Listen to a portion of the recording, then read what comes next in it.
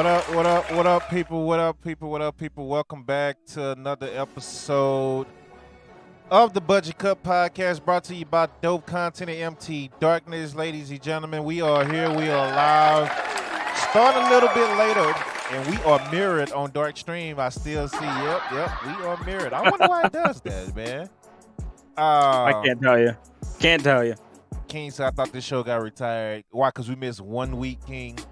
Don't come here with that shit, King. Oh, hi. Thanks I for thought you checking were in. retired, I'm King. still a piece of garbage. Jumbo Princess over here. There you go.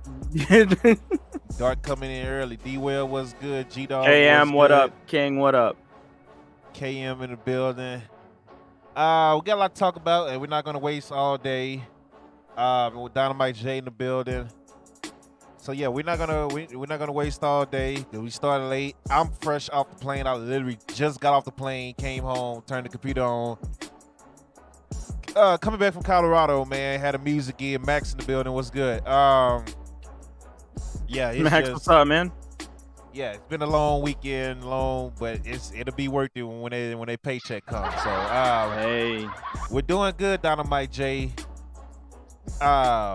Speaking of that paycheck, that's what I forgot to tell you off stream. This guy's a self-made millionaire. Played for his daughter's wedding. He liked her so much. This guy just walked up to us like, hold on, man. Like, hold on, let me give y'all something. Y'all did a good job. Boom, $2,500. And damn. then, Just out of his pocket. And then he was like, you know what? My daughter really did enjoy y'all. Digged in his pocket again. $2,500 more. Bruh. And he was Yeah, like, that here y'all shit- go. Y'all split that up. I was like, oh, yeah? He's like, yeah. Shit, bet. Bet. We winning over here. And then, so we're in Aspen, Colorado. And then after that, we see a damn fox. Because we like high up in the mountains and shit, right? And the first thing they told us when we got out, because we played outside in the tent, was be aware of bears once the temperature kind of cool off. And we was like, what you mean? They was like, no, real life, be aware of bears. You might see a bear out here running around. And I was like, okay, I don't like that. So keep the van close. Keep the van close because I don't like that, right? But we didn't see any bears, thank God. But we did see a fox. Like, we was coming out our little dressing room tent. Full grown fox. I don't know nothing about foxes like that because we don't have them down here in Texas. So, I was gonna say, don't come to Maine. Yeah. You'll see a bunch of wildlife, man. It's crazy down here. And like, we stopped and looked. Me and the bass player stopped and looked like, is that a fox? And that fool looked at us and started coming our way. Yeah, man, I knocked the bass player over and everything. We got up out of there, buddy. So, Jesus. Cam said he would have been out of there too. K, you got free from Cali. Yeah, you would definitely have the same thinking as Dope. Yeah. Dope, I think you're frozen on the screen. What the fuck, man?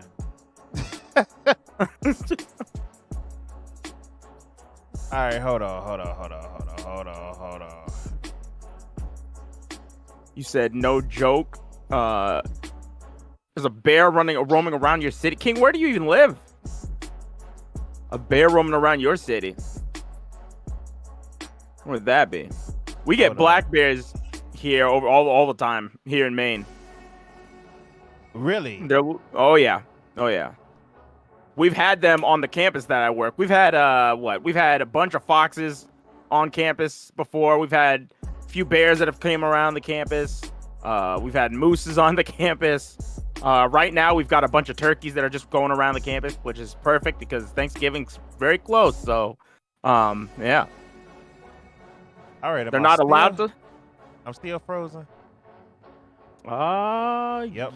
Yes, you're still frozen. Yep. You said, "Thank God I'm in the city." All right, hold on. Let me do something real quick. I think I just disappeared off my damn. You did. You are gone completely from my screen too. What the hell is happening right now? All right. Oh.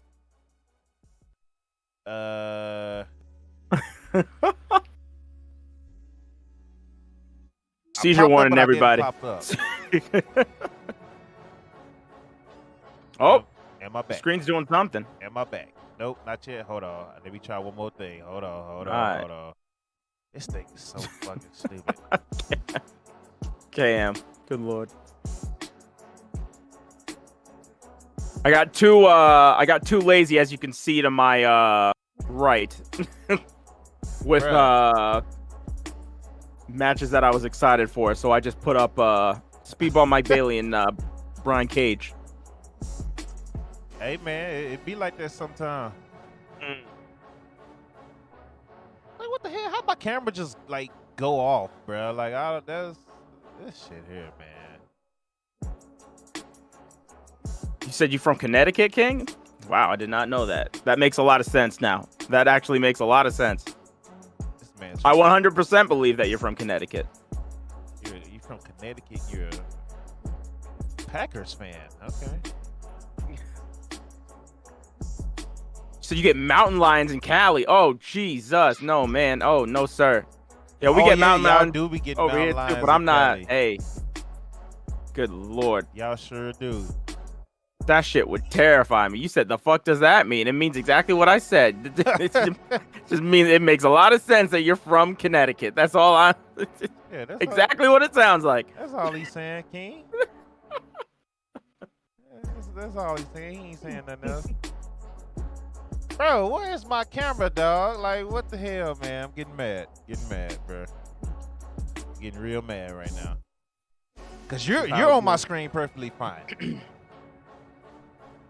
Yeah, that's weird. I wonder if I should close. I'm scared to close because it's gonna kick you out too. And they just gonna hear us talking. Oh yeah, because maybe I'll be able to bring up my what is it called, my webcam for a little while. Try that and see what happens. All right, I'm gonna close out of here. All right. And then I'm gonna bring you back. All right. But they can still hear us talking. So we're gonna talk. We got a lot to talk about in wrestling. We might as well get into it, man. While we're trying to fix the technical difficulties, not wasting any more time. You won't see us right now, but you can hear our voice. PWI Insider dropped the top 100. I'm sorry, top 200, I should say. And a lot of people are not happy about it, man. You have any thoughts about at least the top 20 that you saw from that? Oh, geez. It's just this happens every year. 500. I keep saying 200. I'm sorry. Every time that this starts, people always forget that this is a ranking list of stuff from last year. A lot of people were mad about Moxley not being on the list, but Moxley was gone. He had rehab and all that stuff that he was dealing with, so he was gone for a lot of last year. He's had a spectacular, good lord, time this year. Yeah. This is just one person's list. Also, so never really holds any weight for me when this stuff comes out. I'm interested to see what the rankings are, but it's like a fleeting moment after I read it. It is what it is. So yeah. So shout out to Roman for getting number 1, though. There you go. I mean, okay. Well, we could go on a criteria of what because they based it off of matches, how many matches you had, how many matches you won. Of course, popularity and how much money you bring into the company. So let's just do the top 20 of theirs. Then we're gonna give our top 10. And it's definitely people missing. But Roman Reigns number 1, Okada number 2, CM Punk number 3, Adam Page number 4, Lashley number 5, Cody number 6, Danielson number 7, Del Vikingo number 8. Oh yeah. Big E number Vikingo. Big E is number 9. Vikingo, I said it however you say his name. Shit. Number 8. Big E number 9. Jonathan Gresham is number 10. And then number 11, you got Shingo Takagi. Moxley is number 12. Matt Cardona is number 13. Josh Alexander is 14. Tanahashi is 15. MJF 16. Seth 17. Adam Cole 18, Omega 19, Drew McIntyre 20. That's the top 20. So right on. I That's all you gonna leave it as, right on? right on. Yeah. No, I like it's like I said. These lists. It is what it is. Like you can't really. I don't know. Like it's the funniest thing about these lists is seeing everybody getting so pissed off about certain people not making the list. But it's like I said, like you said right there at the beginning, like it's based off of win percentages and this, that, and the third. It's not really so much based off of like your match quality or any of that stuff. So to me, that list is something that I wouldn't give too much crap about. So that's just not a list I'm too concerned about. Yeah, so what we're gonna do is give our own top 10. We're only gonna do top 10, and we're basing it off our own criteria. So if you want to go ahead and start, you can start with yours, and then we can. Am I popping up? I see it's doing something. Nope, still not on. I was gonna say it's thinking. But I don't get this shit. Like, I'm getting mad. Getting mad. But yeah, whenever you ready, man, you can. All right. For number 10, I put. Oh, I think you're coming back. Nope, that's the screen share. Oh, nope, never mind. And I can't get it to go away. Like, my computer is really tripping right now. That's weird. It's really what? I can't get it to stop. Hold on. All right, go ahead. For number 10, I had Seth Rollins. I think right now Seth Rollins is probably the best worker that they have consistently. They put him in these high positions to have these really good matches, and he's delivered every time this year so far. His matches against Cody, the match he had against Roman, the matches he's having with Riddle, even the 5-way match that he was in at the beginning of the year. Like, everything that he's been doing so far has been the best that I've seen in WWE. So I would put him at number 10. Number 9, I put Carmelo because he's my favorite part of NXT right now. And this guy is having he was having a fantastic reign as the North American champion. So much so that it's just completely overshadowed Braun Breaker's pretty terrible run, I would say. I would love to see Hayes more in the main event slot. And I complained about that when I was in Dope's watch along for Worlds Collide. I think it's kind of foolish that Hayes was getting the show openers for every single one match that he was having, and he was just killing it. And by the time we got to the main event, I was like, we can just end the show. We don't even need to see this. Braun's been an unspectacular champion, and Carmelo Hayes has been carrying NXT on his back. Hangman Page at number 8. I think he has had a very first good half leading up to Double or Nothing. I'd say that there was a little bit of a lull after that. But then coming into that 4-way at Forbidden Door, and then again into the Trios tournament, having that match, he's starting to have somewhat of a little bit more of a rise. And then going over what happened on Friday, he just recently got that number 1 contenders match to go against Moxley. So we could see he could end the year strong, but we'll see from here. After that, I have Starlight Kid, who's been having a great year as well. She dropped the High Speed Championship at the beginning of the year, but had a really good match against Saya Kamatani for the Wonder of Stardom Championship. Has gained the trio belts and the tag team belts both this year. So she's just racking up titles. The only things that she hasn't had at this point are the white belt and the red belt. So SOK has had also a really good run in the Grand Prix. So I put her at number 7. At number 6, I put Natsupoi, who was having a good year prior to her turn on Donna Del Mundo. But once that happened, before that, actually, she had those 2 really good matches. The cage match against Tam Nakano and then the singles match, and then the turn, and all of these combined have just kind of really, really propelled her. And her middle of the year run so far has been really good. Her match in the 5-star Grand Prix against Julia was one of the best matches I've seen in the tournament so far.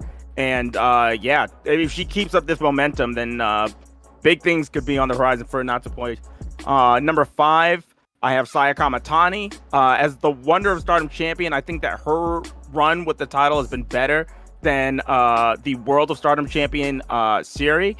Her matches have been fantastic. She's only been wrestling for 2 years, but if you were watching her for the first time, you would have never been able to tell.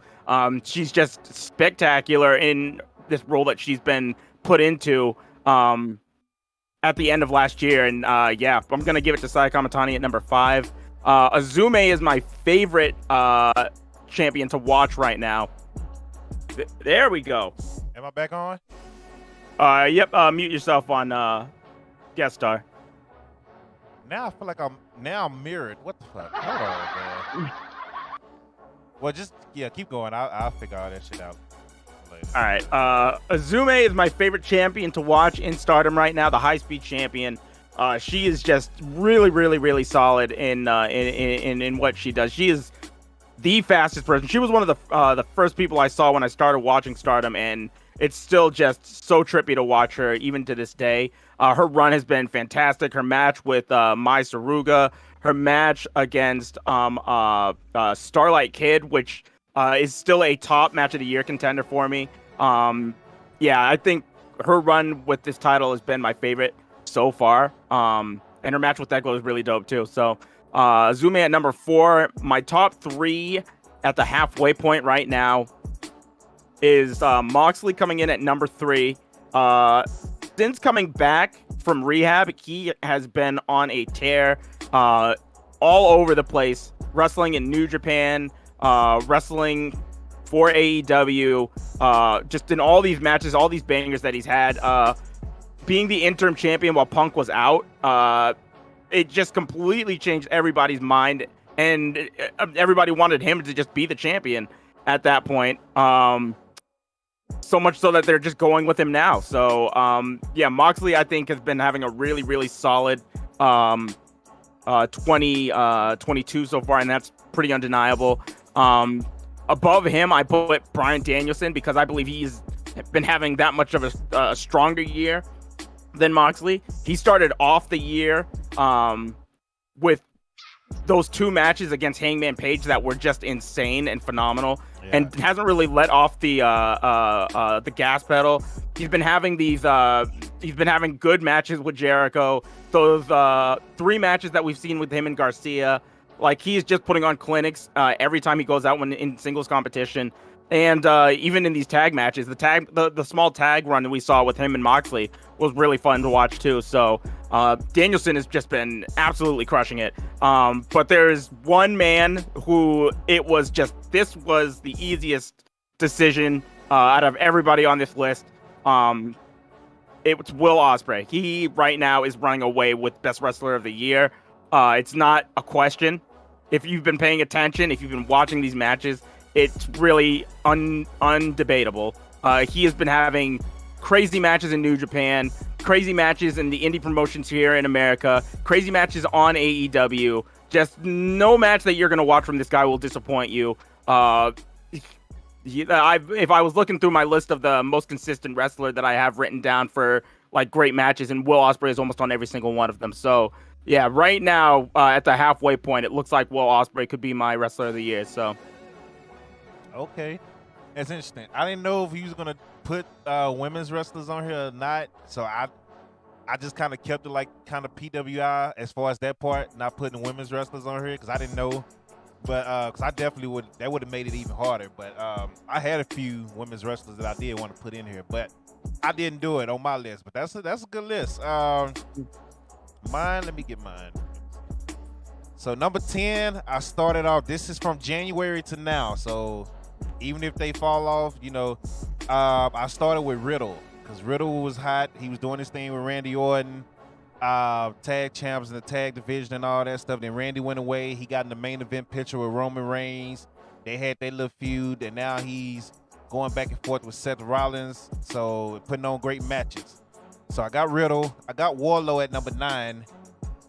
Wardlow, he kind of cooled off a lot, but it was the spring of Wardlow, and it was the early summer of Wardlow as well. Like, he was super hot early in the year, in spring and early in the summer, right before MJF got up out of there, and they just kind of lost direction with him. But he's still the TNT champ as well, so I can't take away from what Wardlow did at the beginning of the year. Rob, this is our own top 10 list from January to now. And we just got through talking about the PWI. Start getting here on time, Rob. You'll know what's going on. So, next, I got, this one is really started getting tough. Like, if I want to leave these people in or leave them out. But I got Sheamus at 8.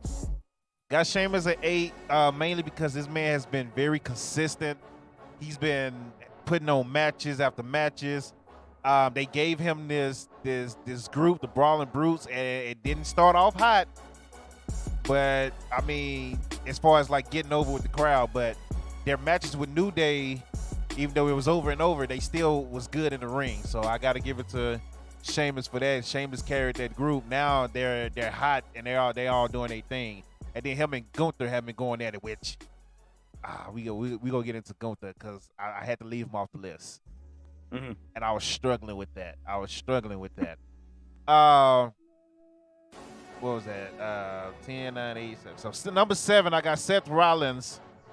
He hasn't been winning a lot, but my criteria is not on winning. My criteria is about the performance you've been doing. And Seth going back and forth with Cody, great match after great match after great match.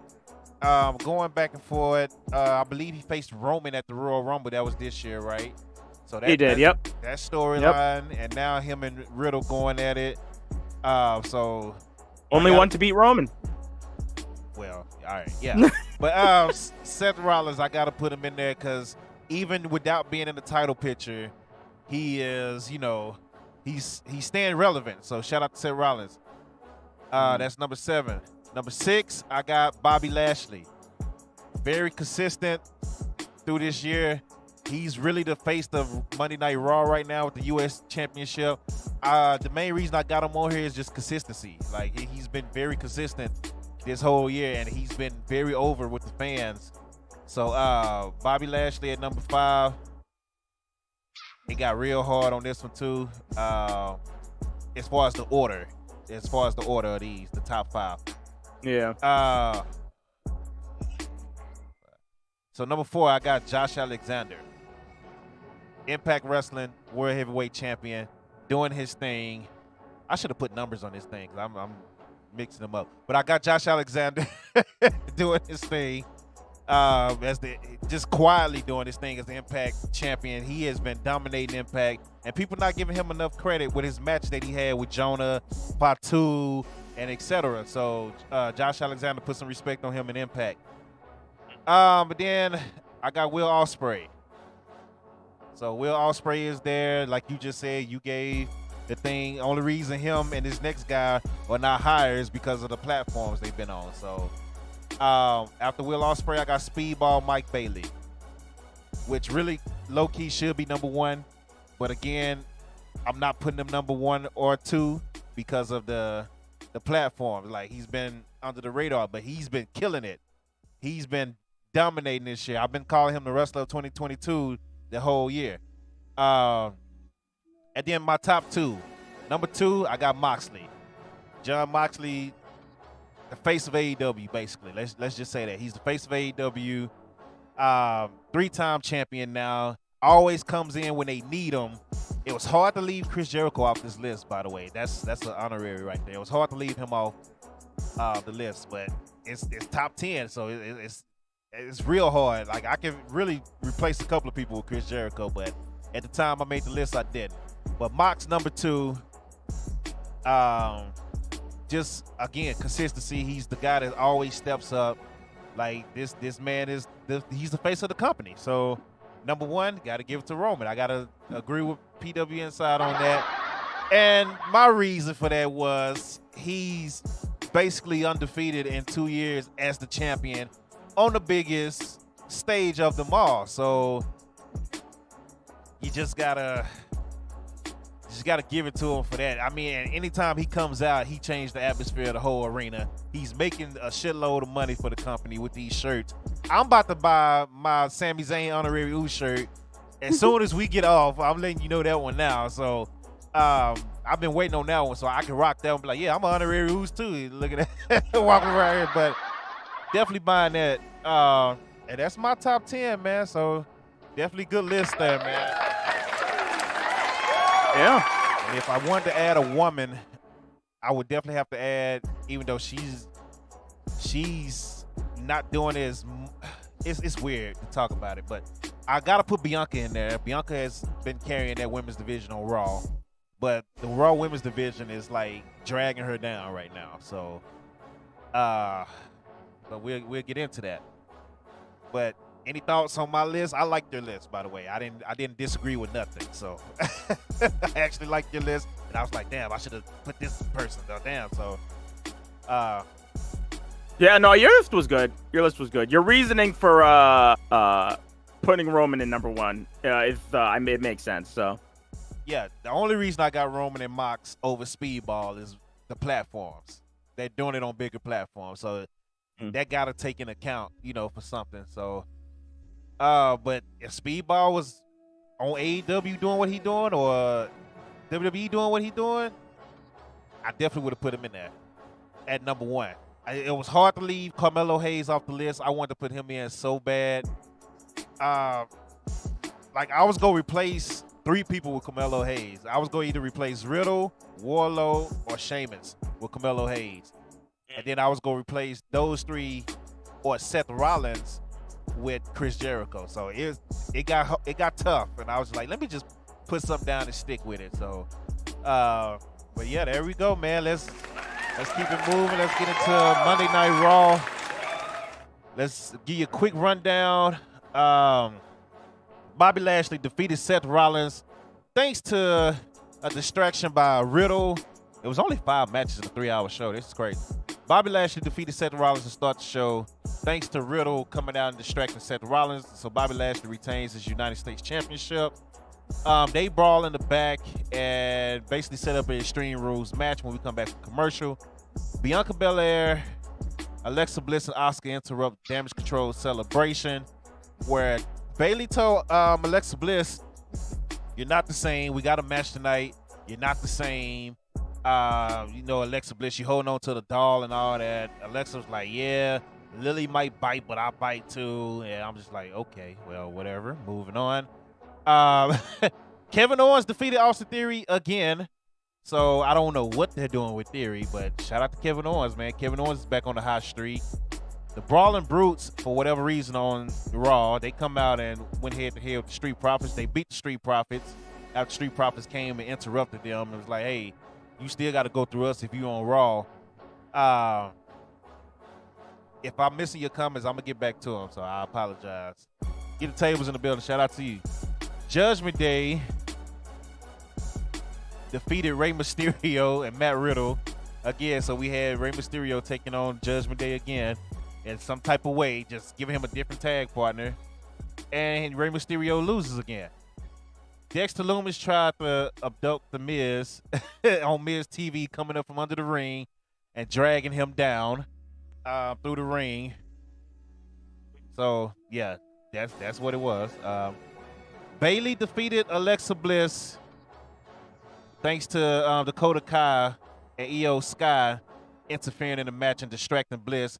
And then they went on and jumped Bianca Belair. Bayley laid out and accepted her challenge for Extreme Rules for the Raw Women's title, and that is Raw for you. Anything that you want to say about it? Raw was whack this week. It was not good. The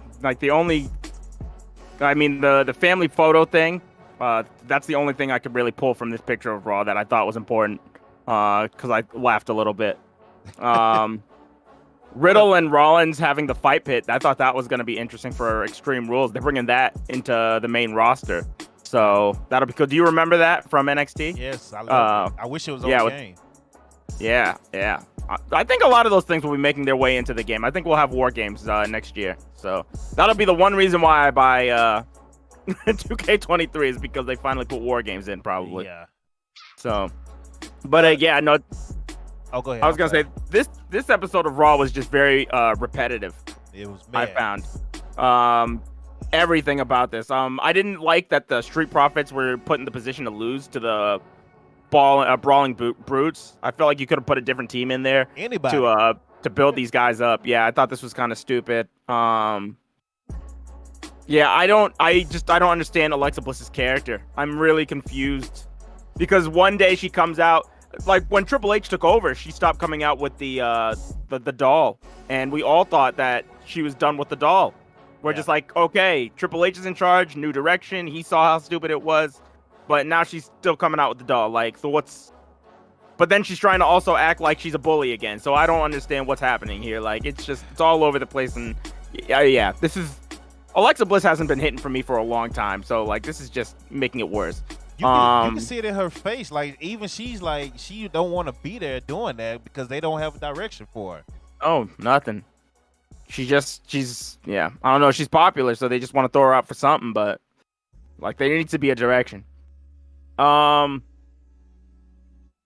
I don't think I have. Oh, Kevin Owens and Johnny Gargano had really good chemistry backstage. That was my highlight of Raw. Oh yeah. That segment with the two of them was pretty cool. So I'm actually excited to see them next week. But yeah, that's it. That's all I have to say. Shout out to DJ Black on YouTube. Appreciate you watching over there. Make sure you go leave a like on the YouTube page as well. Yeah, what did you think about Asuka holding the doll while she was getting beat up? And then the picture she posted on Instagram where she's holding Lily and she kind of looks like she's lost. Philly, what's good? Did that happen on Instagram? Good? I didn't even realize that happened on Instagram. Oh, you didn't see it? No, I didn't see that at all. Yeah, so after she got beat up. Fantastic. Oh, Getting Table said Alexa Bliss is worse in the ring than Becky. What the hell? Bruh. Tony don't like women wrestling. I'm going to start saying that. Good Lord. Oh, Jesus. But, yeah, she posted on Instagram a picture where she just kind of looking lost. Like dazed, just zoned out, holding Lily. And everybody was like, oh, well, what does that mean? Like, everybody started speculating because all you got to do is post something. No, but please don't do that. Oh, jeez. Oh, gosh. Billy Whale coming here talking about the Eagles. Hey, y'all look good, man. I ain't know. Again, I'm a realistic guy. So if y'all look good, man. So that's what it is. Shout out to the Eagles and Jalen Hurts, man. I told y'all Jalen Hurts is better than what you think he is. So, and Tua, I told you, y'all need to start watching the sports podcast. I'll be telling y'all this. Those are the only two quarterbacks that's undefeated, by the way. So, pat on my back for telling y'all, start watching the damn podcast, man. Fly, Eagles, fly. Yeah, fly, Eagles, fly. Yeah, for now. Other than that, you know. Oh, hell no! Moving on, back to the important shit, because we don't care nothing about the Eagles right now, except Jalen Hurts. But,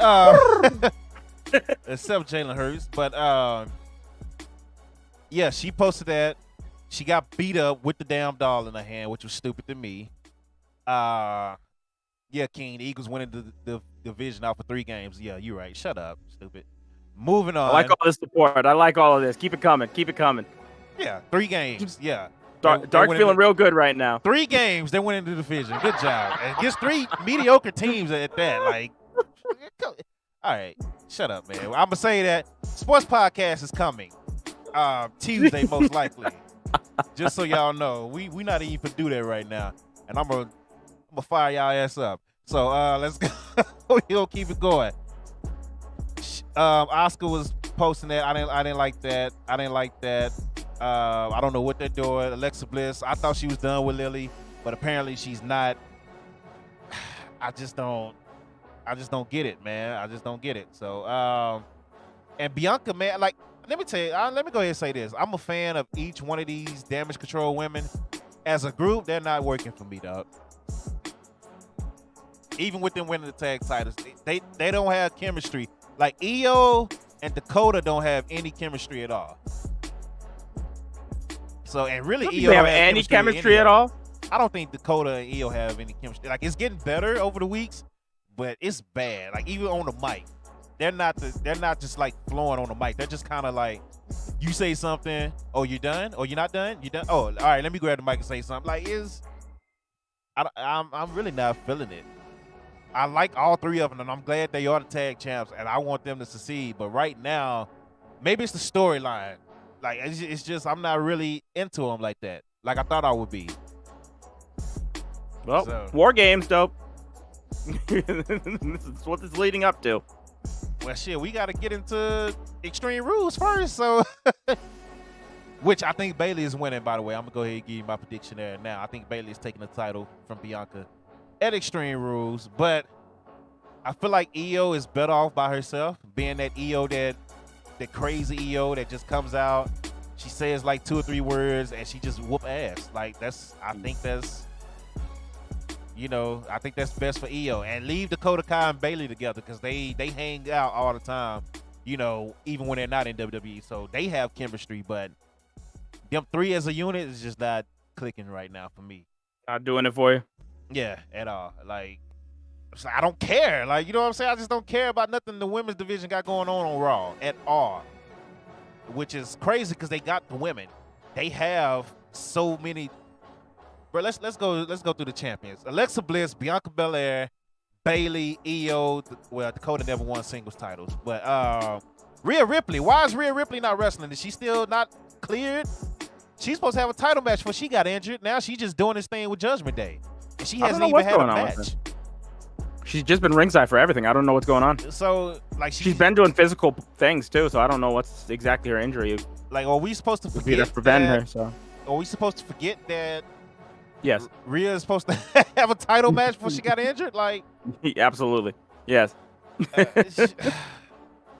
mean, I love what she's doing in Judgment Day, like, but Rhea needs to be in the ring. Zelina's still gone. Carmella's still gone. Dana Brooke's still gone. Thank God for that one. But she can still be a body to take an L to one of these, stars. Tamina being gone, she can still be a body to take a L, or whatever you want to do with Tamina. It's so much talent in the women's division, but we're seeing the same 6 women over and over. Nikki ASH and Doudrop, which I thought Doudrop would be Piper by now. She's still Doudrop, and I don't know what they're doing with them anyway. But, like, look at all these women that you're not seeing. And they're not doing anything with. But, all right. Maybe they'll wait. I don't know. I was going to say maybe they'll wait until the draft to really start. I thought it wasn't no draft this year. I thought they said serious. they're not doing a draft no more. I'm saying when they do a draft. Right now, they're clearly not doing anything. I think they wanted to wait until after Mania to start doing anything. So we have a couple of months. But 3-hour show, 5 matches, 4 of them ended in distraction. Or with some type of BS on Raw. Yeah, no, Raw was trash this week. That's what I'm saying. I was uninvested. I was uninvested this week. Yeah. Did not care about anything that was going on my screen. Yeah, I was like, this is I was like, all right. Yeah, it was a distraction for every match. Every match. Even Theory. No, actually that's the one clean match. No, Johnny Gargano got involved. Yeah, I was just about to say that. The Brawl and Bruce was the clean match with Street Profits. Yeah. That's the the only clean one. So if Austin Dunk, Theory, what up? Your Money in the Bank holder, what's the deal? What's the deal? He'll just keep losing, and then he'll win the title. But who's gonna take him serious? Nobody. After he wins the title. We didn't say anybody was gonna take him seriously. We just said he was gonna win the title. That's what we need to do. Okay. He just needs to hold the title. Whether people take him seriously, that's on them. And why are we getting 5 matches in a 3-hour show? I can't spin this one. I can't spin that one. I'm sorry. You're gonna make me lose my job for the company now, dope. We finally saw AJ backstage with Finn. So shout out to that, I guess. We finally got AJ back. But Mosquito just bit the hell out of me, boy. Welcome back to Texas. God damn, man. I didn't have to deal with none of this shit in Colorado, man. But welcome back to Texas. The first thing I do is come in heat and get bit up by mosquitoes in my damn garage. That's because it's cold as hell up there, man. Hey, man. Nice 60 What was degrees. it in? It was 60. I was gonna say 60 in Colorado. Now, last night in Aspen, it dropped to like 50, like late night. We should have been outside anyway around that time. But during the day, it was 60 and 70. That East Coast ish, man. I'm telling you. So, yeah. But Finn Balor, we finally get to see Rey Mysterio Monday take on somebody else. Because he's taking on, who did they say he's taking on? I'm going to have to go back to it. But AJ is taking on Sami Zayn thanks to their Twitter feud today, or this weekend, I should say. So AJ will be back in action. Sami Zayn is bringing Solo Sikoa with him. I don't understand the thing with Theory. I don't understand what's going on with that. Loomis and on Miz TV, you have any thoughts on that? Is it Ray versus Seth? Yeah, Ray versus Seth. There you go. Okay. Thanks, Dan. I don't know, like I don't know. Like, what's his name? Dexter Loomis has always been weird for me because I like and even in NXT, I thought that shit was so tiring. Like that's because the Dexter Loomis stuff and all that shit with the way was when we started to see a real change in direction from NXT. Yeah. So I was not a huge fan of it at first. But I was starting to come around with it because it was pretty funny. So I mean, I get that character. And I see what they're doing, but I'm not interested in the what is it? I'm not interested in the end goal. I'm not interested in Miz and Dexter. I'm interested in the ride. I'm enjoying the ride that I'm on, but I don't care when we get there. It's like I feel like I'm in a car ride going to a Staples. And I'm like 2 years old. I'm probably just excited to get out of the house, but beyond getting to the destination, I don't really care. So I'm kind of there with you. Oh, Ciampa hasn't been in the ring. AJ didn't he get tossed around last week or something? No, I'm talking about a match. Oh yeah, no, he hasn't had one of those. Ciampa hasn't been in the ring in a match. AJ hasn't been in the ring in a match, but he's coming back Monday. We haven't seen Ali. We thought we was gonna see more Ali. We haven't seen Cedric Alexander. They did their one thing and disappeared. That little one match where everybody's like, oh, there we go. And even they tweeted opportunity. And they just kind of disappeared. Dijakovic is still T-bar. I thought that would change by now. Like, hasn't been called up. Well, he's okay. Let me say called up from the main event. Let me say that. Because main event, that's what he's on. So, it's just weird, man. Like, we're what, 2 months in now? And it's starting to seem like we're getting back in old habits. Yeah, like Beer is going to NXT. So, which I don't really mind that. It is what it is. If you're not gonna use them, send them back to NXT. But yeah, I don't know what's going on with that, man. But that's Monday Night Raw in a nutshell, man. Definitely not my show of the week. I can tell you that now.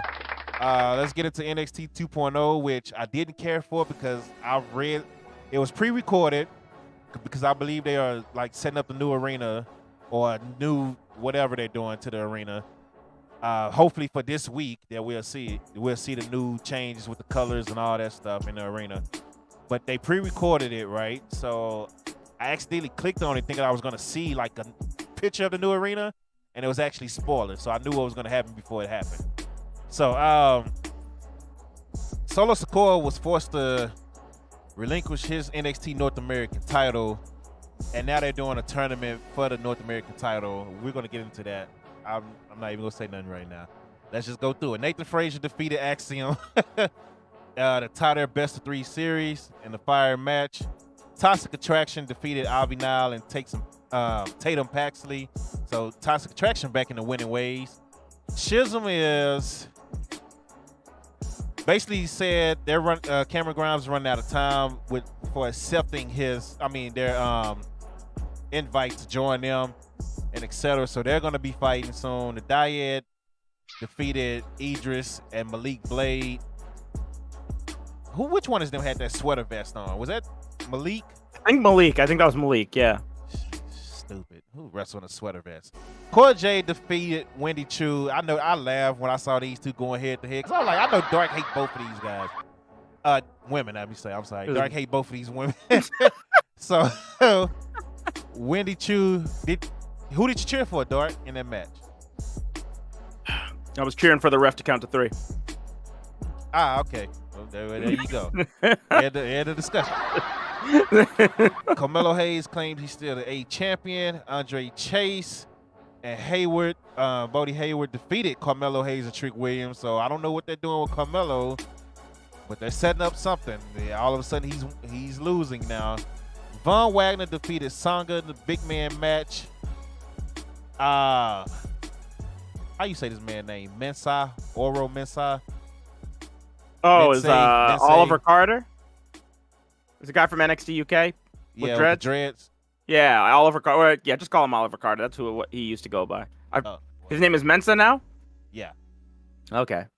I know what you're talking about, yeah. He defeated Grayson Waller to earn a spot at Halloween Havoc North American title ladder match. Then JD, Jordan Devlin, defeated Tyler Bate to become the #1 contender for the NXT title. And then not only that, we got a return from Dragunov. So it looks like it's going to be a triple threat match at Halloween Havoc for the title, even though Dragunov just kind of walked out there and I guess he just stood there and looked at each other. So there's going to be a triple threat match now. He earned it by walking to the ring and just looking at the two contenders for the match. So there you go. That's NXT. If you really, if WWE actually uses logic, they could make it make sense because Dragunov was he was the previous UK title holder before he was forced to drop it because of injury. So he never lost the belt. Yeah. So they could say that if they're smart, they might just throw him in there. I could totally see that happening too. But yeah, I don't know. This NXT episode was kind of weird because right off the bat we started off with some nonsense. It's just, with Solo Sikoa had to surrender his belt. It's just like, why don't you just put him in the match and then he can just lose it there? That makes more sense to me. He's in a bloodline now. He's not losing anymore, buddy. That's Good over. Lord. That's over. Oh man. But my thing is, why he already had a title match on Raw. I mean SmackDown afterwards. So you waited a whole week after. What if he would have lost the title on SmackDown? What was you gonna do then? Take it from the guy that take it from Madcap Moss and be like Solo wasn't the real champ. Like, what do you do in that situation? Like, it's stupid. I didn't like it. I don't understand why they doing it. I didn't like it. It was trash. Yeah, I didn't like it either.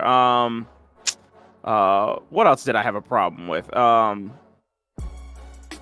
Oh, good Lord. Let me pull that up right now. Oh, the Grayson Waller Oro Mensah match.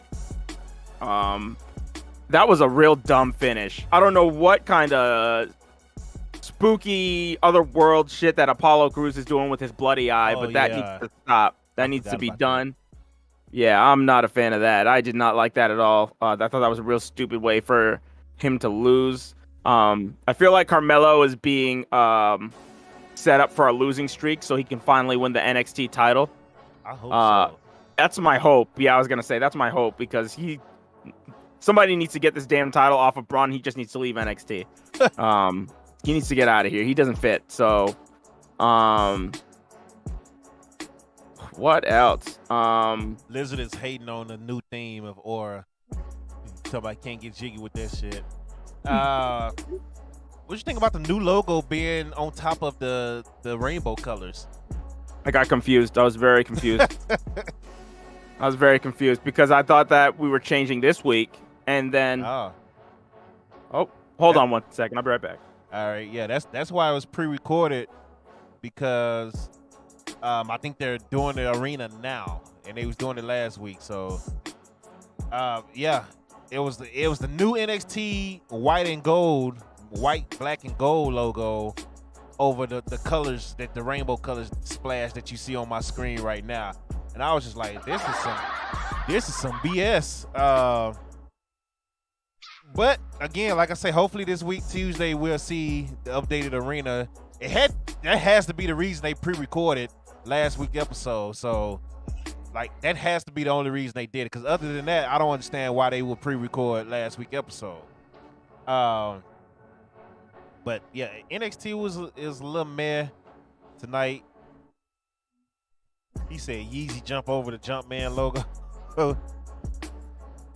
Yeah, I don't know. I don't know what they're doing. Hopefully, the new arena will be updated, or whatever they're doing to the arena, to the colors and all that. I know where it is. Triple H was.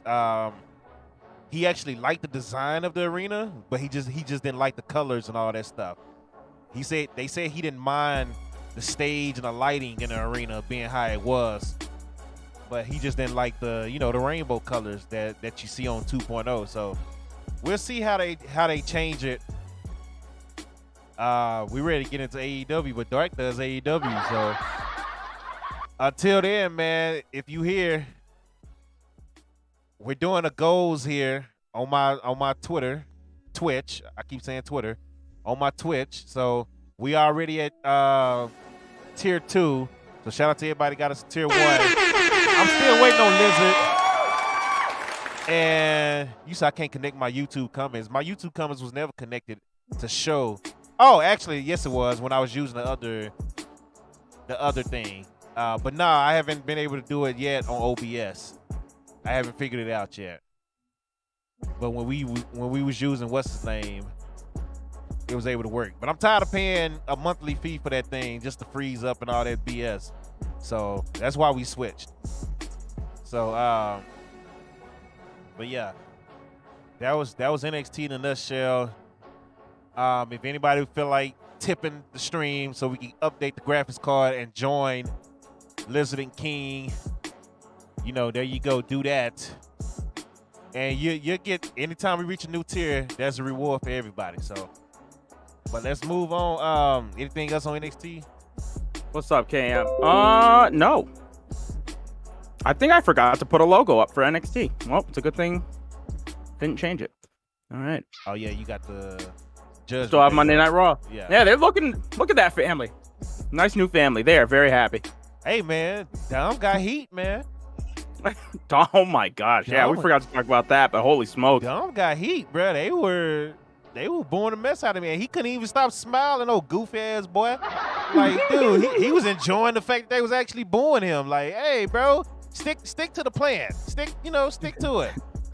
Dom got a mommy now. KM facts. Oh Yeah. Lord. AK in the building. Shout out to him. Make sure you follow my guy AK and get the favors as well. What up, AK? But yeah, let's man, there's a mosquito in here somewhere getting my ass, bruh. But I'm gonna find him in a minute. But yeah, let's go ahead and get the AEW. All right, Grand Slam, Dynamite Grand Slam. We started off with the ROH World Heavyweight Title match. Claudio Castagnoli against Chris Jericho. This match is going, but the longer it's going on, Jericho keeps trying to do his dirty tricks, fighting without honor.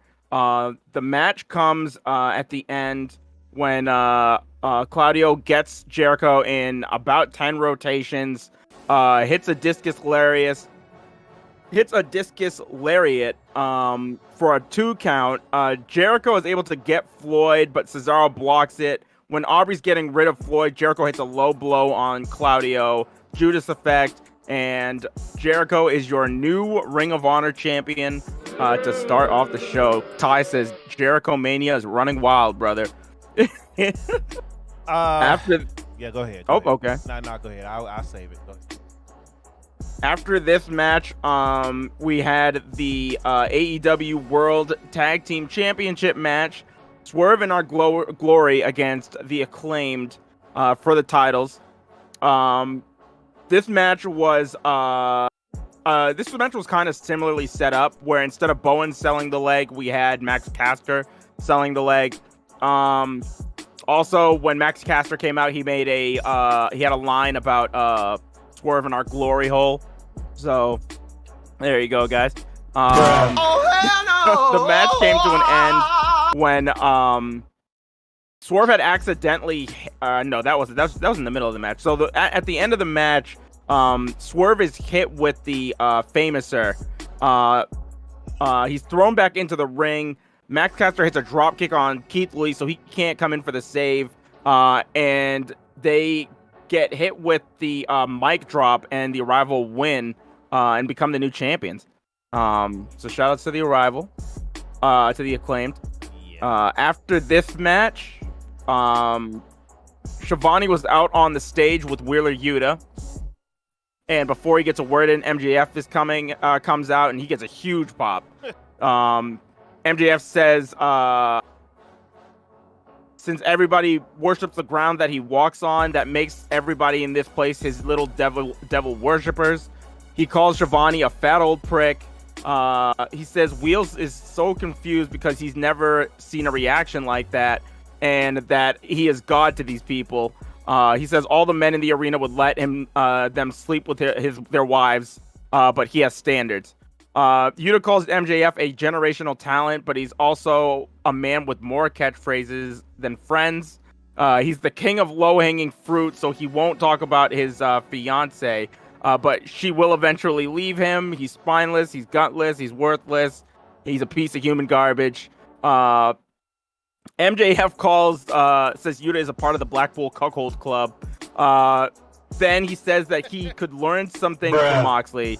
Then he says he takes it back. He can't learn anything from Moxley. He says that he can learn from Danielson how to turn his brains into mush. And then he said he can learn how to pop bills from William Regal, which gives him a punch to the face.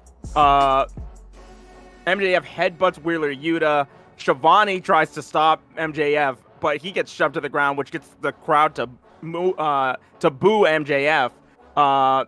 What's his name? Yuta comes to his defense, but W. Morrissey comes in and puts Yuta in a chokehold, and MJF cracks Yuta in the dome with the Dynamite Diamond Ring. After this, we had the AEW All-Atlantic Championship match. We had Pac against Orange Cassidy, with Pac retaining. We had a fatal four-way for the women's championship, the interim women's champion. Toni Storm versus Britt Baker versus Athena versus Serena Deeb. This is a really good matchup that we had. At the end, Athena tossed Deeb to the outside right when Storm hits the tornado DDT. Baker tried to roll up Storm from behind, but she countered it into a pinning combination and got the win. After this, Storm was being beat up by Britt Baker, and her face is a mess because she had accidentally got landed on when Athena did like a double backdrop. So she's bleeding like crazy, and out comes Jamie Hayter. Jamie Hayter looks like she's pissed off and that she's gonna attack Britt Baker, but they're still friends. So they both end up beating on Toni Storm. Music starts playing, and Saraya, going by her real name, the former Paige, makes her AEW debut, and we got the graphic that she is all elite right after Grand Slam. And then we had the main event, Jon Moxley versus Bryan Danielson, where at the end of the match, Danielson, what happened on the... There was something that happened on the ring, on the LED entrance. Danielson ended up going back into the ring. Moxley got Danielson in a bulldog choke, but he kept him on the ground. It was a rear naked choke that he had him on the ground, and he pinned his legs so he just couldn't move. So Danielson just ended up getting choked out, and Moxley won via ref decision. So that was Grand Slam. We had 3 new champions coming out of this. Dope, what did you think? Good show. I think Grand Slam 1 was better, but I love the lighting in the arena this time around. They did a better job of the lighting in the arena. That was dope. I didn't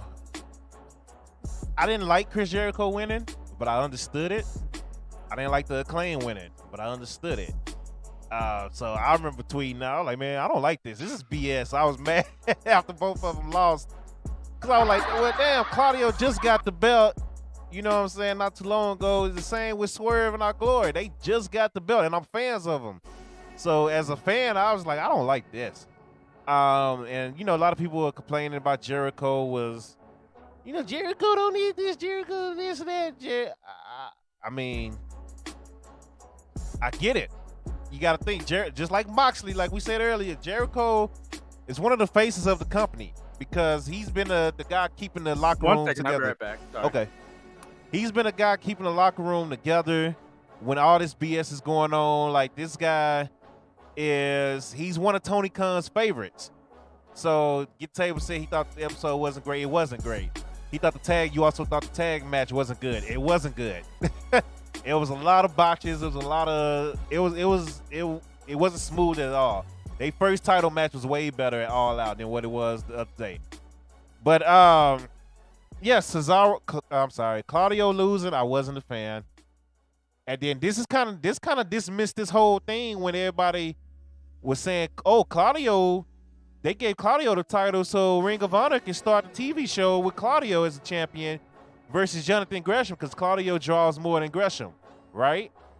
But now Jericho has a title. Claudio kept it a month and a half, maybe 2 months. So now that goes out the window. So now everybody is saying, well, Jericho is just being selfish. Then you got the other people saying Jericho is going to be the one that started ROH like he started AEW as the champ. And if you are Tony Khan, you have to put Jericho. I will put Jericho as my guy to take him to the meeting as the champion over Claudio and Jonathan Gresham. So, well, I had a theory because they said that they would say more things about what's going on with their streaming service and everything. They would have a clearer plan for all that after their next pay-per-view, which I don't know how far away that is. But the way that it's been building up, I'm thinking that, and the fact that he didn't win the main event, I'm thinking that Danielson is going to be your champion that you're going to be using going into this newly formed Ring of Honor. That's what I got coming out of this. There was a lot of people that were upset and stuff like that, but that's what it looked like to me. With these two have been going on, they've had 2 matches already. They have like this history. Garcia's involved now. He's your Ring of Honor Pure champion. I think that this is gonna culminate with Danielson winning the Ring of Honor champion and then having Garcia join the Blackpool Combat Club. I think that's the direction they're going. That's my opinion. We'll see. It's a lot of question marks with involving that ROH brand right now. Get the Table said the thing is Saraya is good.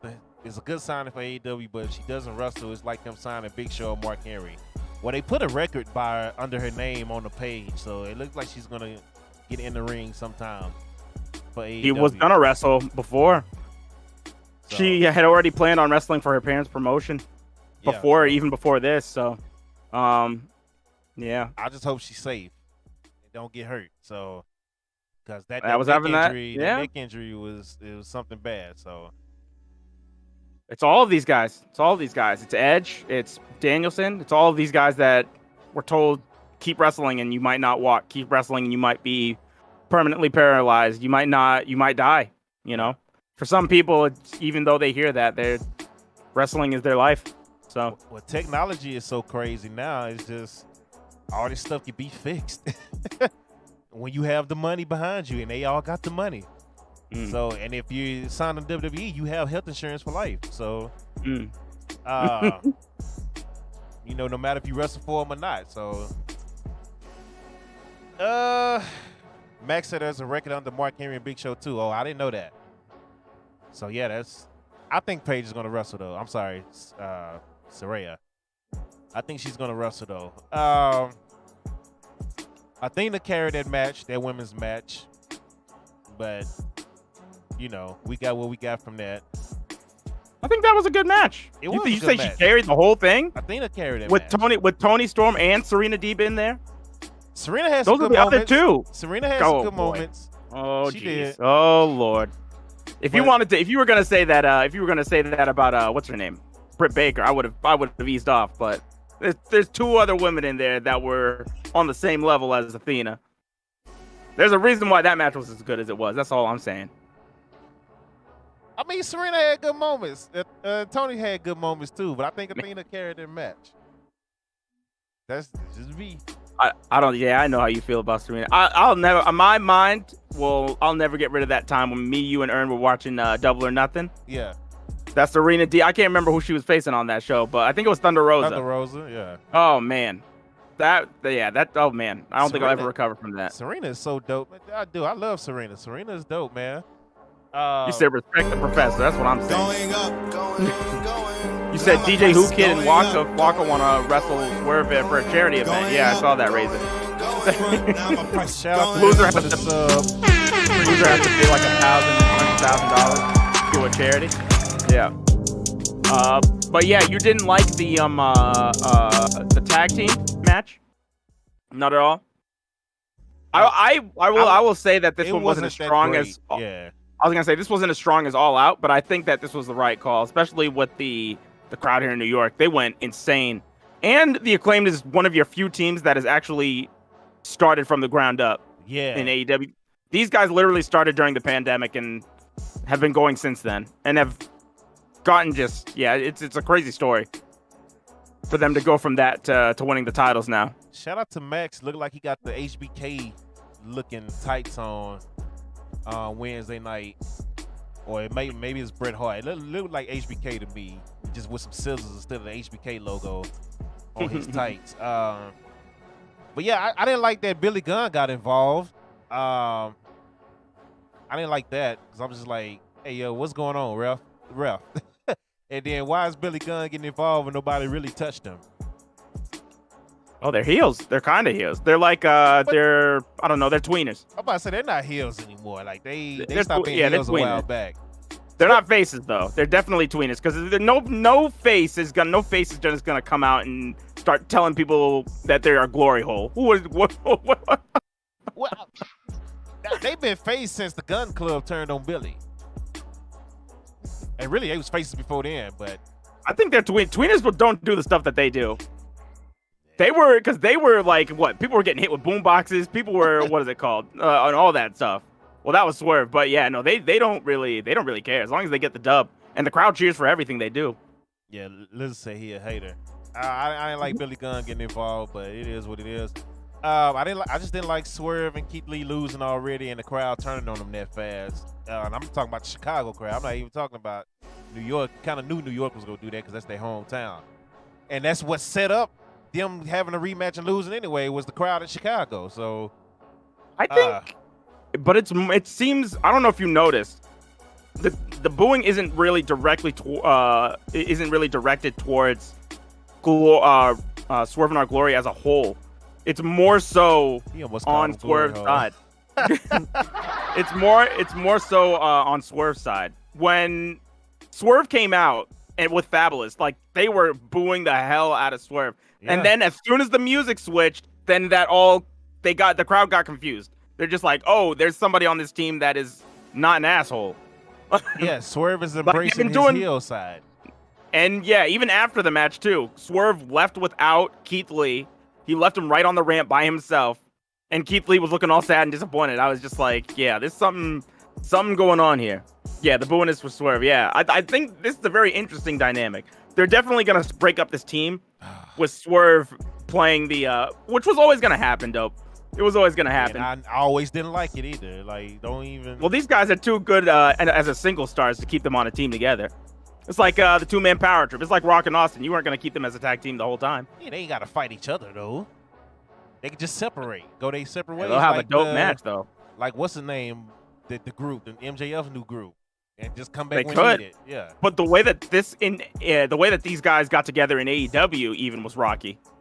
This is their whole relationship has just been hanging on by a thread. Every match, every single time they get in the ring together. The only reason that they've been working together for so long is because they kept winning. And now they just lost the biggest match. That's the story that they're telling right now. Well, I didn't like, as fans of those, I didn't like them losing. I didn't like Cesaro losing, but I understood both. So, I mean, you got to make business decisions. So I understood both. I thought Thunder Rosa was going to come back. She didn't show up Wednesday. No. So. Oh, no. I don't know. She's still really hurt. What was her injury? It was, yeah, shoot. I think it was like a lower back injury. Like she literally was bedridden for like a week or so. Oh. Yeah, she couldn't. Yeah, it's pretty bad. Like she couldn't move. What else? MJF. That was he. I mean, guys just fire on the mic. It is what it is. Him pushing Tony Schiavone down was hilarious to me. Poor Tony. But I did laugh my ass off. I ain't gonna lie. I laughed my ass off when he did it. And Tony was like, "Yeah, I went to the back, but I'm back." And he just like every time they brought up MJF, he was just like ready to cuss. Yeah, he was getting pissed. Piece of that was hilarious. So shout out to them for that. It was just weird, man, seeing a Grand Slam. What's good, Otis? What's good, Sam? It was weird seeing a Grand Slam with no Elite, no Adam Cole, no. Well, Bobby Fish is in Impact now, so shout out to that. Which You didn't have to laugh at him. That's disrespectful as hell. No, because it shocked the hell out of me when I saw him. I was like, "What? Like you tried to get Adam Cole and Kyle O'Reilly to quit to go to WWE, and you just randomly show up in Impact? Like, okay." Like, you really try to get these two men to quit their job they love, and just for you to show up at Impact. So you didn't even go back to WWE. So why? You know what I'm saying? But it was just funny when I saw that. I was like, what the hell is going on? Just like EC3 showing up in NWA. That's just control your narrative, right? NWA. I don't know. Tony said something along the lines when he was doing press. He said, "Don't count. What is it called? The Elite versus the Undisputed Era not happening in AEW." It's totally possible that Bobby Fish could be using this time to just go out and have matches in separate places because the only two people that he works with are injured. So I don't know if he signed it. Nobody said that he actually signed a contract with Impact or anything. He's just kind of working there. So he's like a free. He's like a what is it called? Like a what do they call that? Free agent. Yeah, because you can always, if you wanted to do... You said, is CYN still a thing? Oh, boy, is it. Yeah, they're working with NWA right now. yeah, that's why I just said EC3 went back to NWA. You think Storm got a broken nose? No, that's not Storm, Mr. Boggs. That's Britt Baker. Had a nose busted open. Messed the hell up. Hey. Yeah. Yeah. What else? There was something else on that show. What else happened on that? Can't even think. On Dynamite? Yeah. Oh, I just got rid of the page, too. Tag titles, women's match, Chris Jericho. Oh, Moxley and Danielson. Them guys went at it, man. Danielson was laying those shots and wasn't playing no games with his boy. I mean, he was the forearms, the chops. They were landing like crisp. He wasn't holding back. As you would expect them two to be very physical with each other. They went at it. Mox once again wins the title. It's deja vu, basically. CM Punk gets the title. He's gone. Mox wins the tournament. There it is. So, I don't know what this means. Like, I don't know if they're gonna rush MJF. How soon they're gonna have MJF cash in on him? Because I know Mox did say he was supposed to be on vacation. So I don't know how long he's gonna stay before he actually leaves for his vacation, or I would hate for him to be a transitional champion. Basically, to make a long story short. I don't think he's gonna. What's his name? Tony Khan keeps saying that this title or that this chip that he has, MJF has, that can be cashed in, and they keep saying that on commentary. Yeah. Like it didn't happen last year, but they keep playing it like he's going to cash this thing in. So I think that's what's going to happen. I think he's going to lose, but he's going to just get his ass whooped by all of these people that MJF hired, and then MJF is just going to steal the title from Moxley. See, I heard this week that the rules are it has to be a match. He can't cash in like the Money in the Bank. Who said that? They said that on Busted Open when Tony was on there. When Tony Khan was on there. Did he say that? Because they've been saying cashed in all over the place. No. And on Rampage they even said that. Yeah, because they discussed it. Dave and Bully discussed it, and then Dave said, "Well, the rules are he can't cash in," but Tony never like really said anything about it. he just kind of like brushed it off. So, but That's what I'm normally saying. with stuff like that, if it's wrong, he'll correct them and say, "No, Dave, this is how it's going." But he didn't really say nothing. He was just like, "Yeah, we have another fire show. Dynamite to be the greatest show. Every show is the greatest show of all time with TK. Every Wednesday when he's on." Busted open. We got the greatest show. This is probably the best AEW show ever. Like, he says that every time. So we'll see. We'll see what they do with it, man. Yeah, here it is. I was gonna say I was trying to find it. Hold on, I'm gonna put it here right now. Right on the screen so you guys can see it too. It says on this had to be a match. on 10/18, former AEW champion Adam Page gets another title shot. Spoiler alert. We'll get into that later, but this Wednesday, world champion Jon Moxley fights Juice Robinson in an eliminator match. Juice is only one of two men to pin Moxley in 2022, and MJF can fight the champion for the title anytime he chooses. Yeah, but it has to be a match, though. I mean, yeah, it would turn into a match as soon as he cashes in. That's what the Money in the Bank does. I still don't think he's a cash in, bro. That's what he just told me. He can I fight think him he's anytime. gonna cash it in. He's gonna cash it in. I think this is what makes me think he's gonna cash it in. He keeps saying stuff like this. He's just like, he can cash it. He can do whatever he wants. He can fight the champion anytime he wants. It's like, why would you say that unless you're just squaring up for something to happen just out of nowhere? Because you can pick the match anytime. Hey, I want to fight you this week. I want to fight you this day. Or like, that's what I'm taking it as. MJF ain't doing that. Absolutely not. That's what I'm taking it as. We'll see. We'll see. I've been seeing a lot of people saying you can't cash in like the Money in the Bank. Time will tell. Yeah.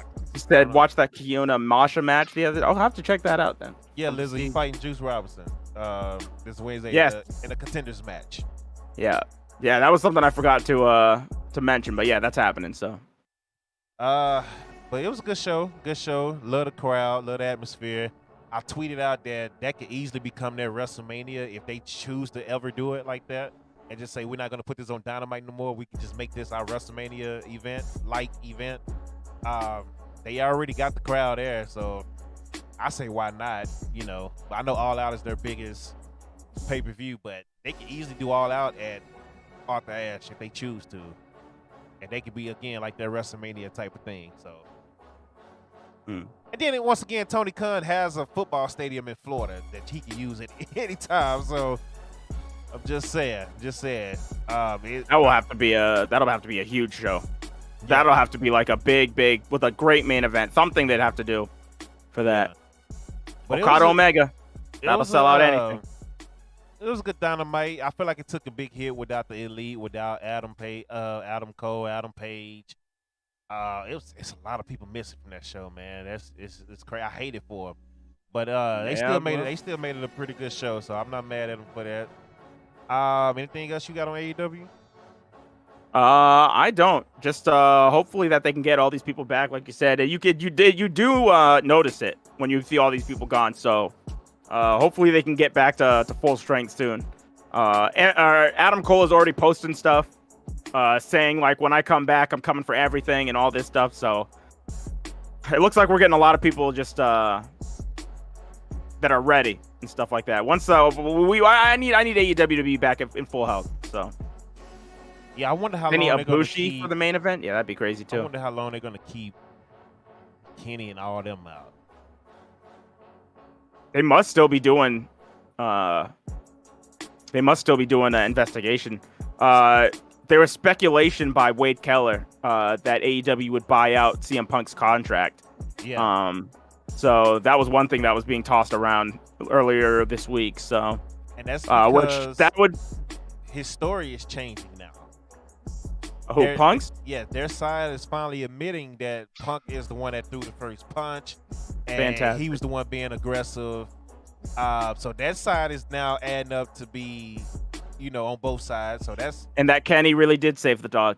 That's the most important part right there. The one that I didn't see all that. I just know Punk is easing up. His side is easing up on who actually started the fight. So, so at least we got that out of it. So yeah, I think CM Punk is done. After we can't be doing that, man. Yeah. Like, that's just ridiculous, man. After they put the strap on you. You are the face of the company, bro, and you're gonna act up like this? Oh boy. And then you injury prone, like just bad, bro. Like I said, I think Stack. yeah, like I said the other week, I think he took that $5 million, did that 1 year, got that guaranteed $5 million. It was like, all right, I'm good. I got $5 million in the bank. I'm good. So I think that's what it is with him, man. Plus he knew he was hurt, so he just went into business for himself. But let's get into Smackdown. Fire, good show for AEW. Once we get into Rampage, we'll talk more about some people possibly being out, with some more rumors and stuff coming out this week, over the weekend. Logan Paul invited Roman Reigns. Nope. Wait a minute. This is the wrong Smackdown. Hold on, WWE.com. This is not what I clicked on. Hold on.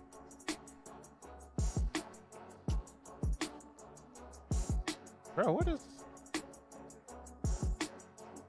So the results are not coming up. Go to Logan, WWE.com I real am the quick table. Oh yeah. And click on WWE.com. Smackdown for this past week. Like, it'll show the picture, and then it just kind of does this weird thing. And then when you scroll down, it goes to Logan Paul. You said on SmackDown? Yeah, so click on shows and go to SmackDown. And then what am I supposed to click on after that?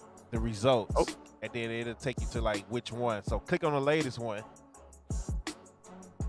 And see if yours is doing the same as my computer, because it'll show the picture. Fatal 4-way. Yeah, I got Ricochet here. Got Braun here. Yeah, I got everything. I don't know. Keep scrolling. Keep scrolling to the bottom. Keep scrolling. Hey, hold on. So it starts off with Logan, but it keeps going.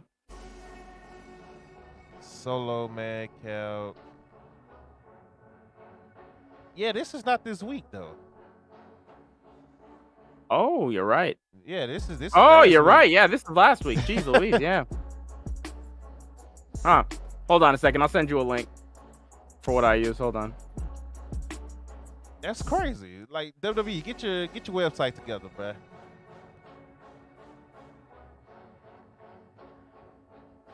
I mean, but we get into what happened. The Bloodline come out with Sami Zayn. Bloodline comes out all together, full force. Roman Reigns is back. Let me see.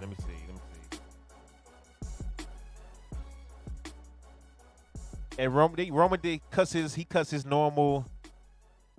Rob said website editor got released due to budget cut. Hey, budget cut podcast, baby, that's what we do. But Roman Reigns cuts his promo, and you have Paul Heyman cut his promo about how Roman's the tribal chief. He's gonna destroy Logan Paul, yeah, et cetera, et cetera. They got new shirts called "We Are the Ones" shirts that I noticed that they came out. Sami Zayn was still in the Bloodline shirt though. Paul Heyman says that the elders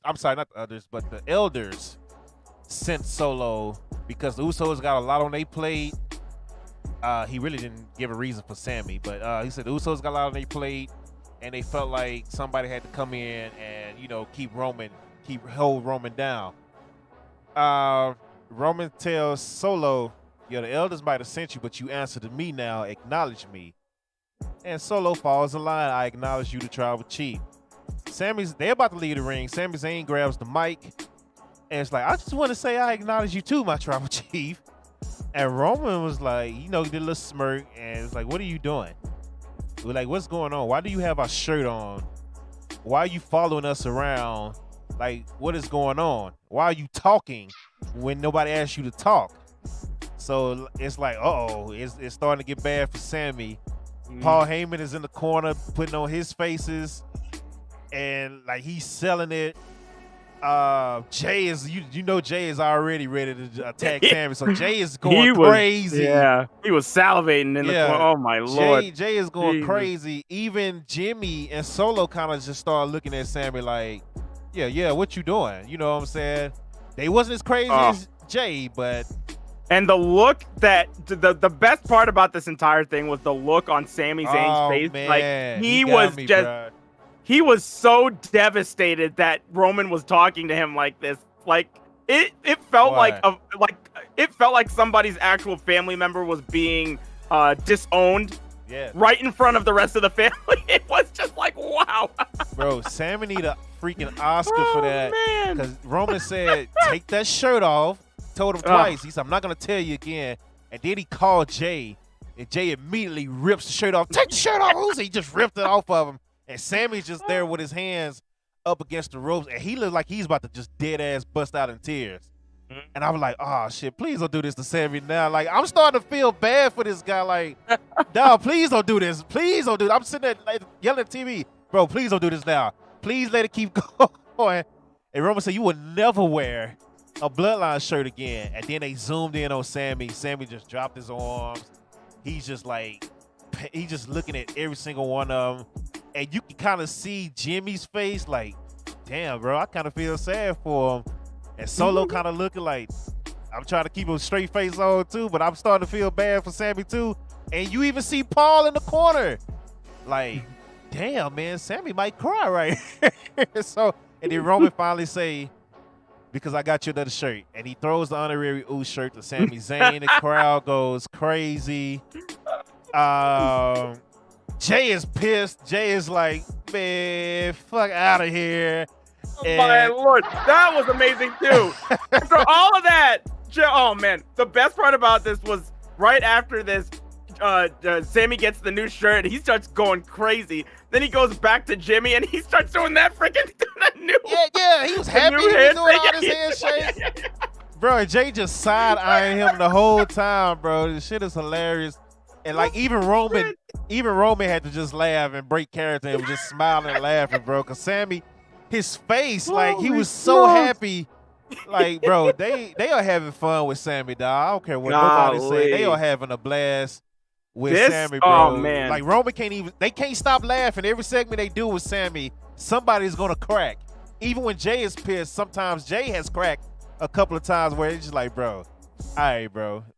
Like when they was in the back last week and Solo he took Sami out to the ring for him. They got to a point, I forgot what Sami said, but Jay just kind of like cracked and he had to cut Sami off because he was about to laugh.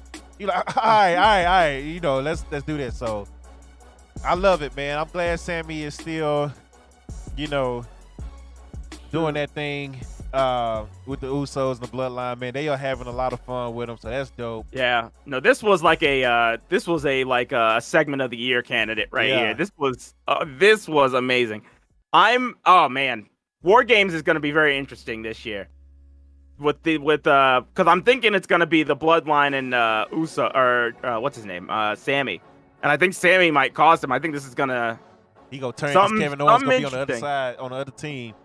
I don't know if he's gonna turn, but I think because of Sami or because of Kevin, something bad might happen where he might not be able to pull the trigger because that happened before, and the Usos lost that, or Jimmy lost that singles match against Kevin Owens. So I think they might lose War Games because of something similar. I'm just very interested in this whole thing. So, which is not a bad thing. So yeah, but continue. Go ahead. Braun Strowman defeated Otis. They brought Braun Strowman back to beat up Alpha Academy. Okay. Drew McIntyre calls out Cross.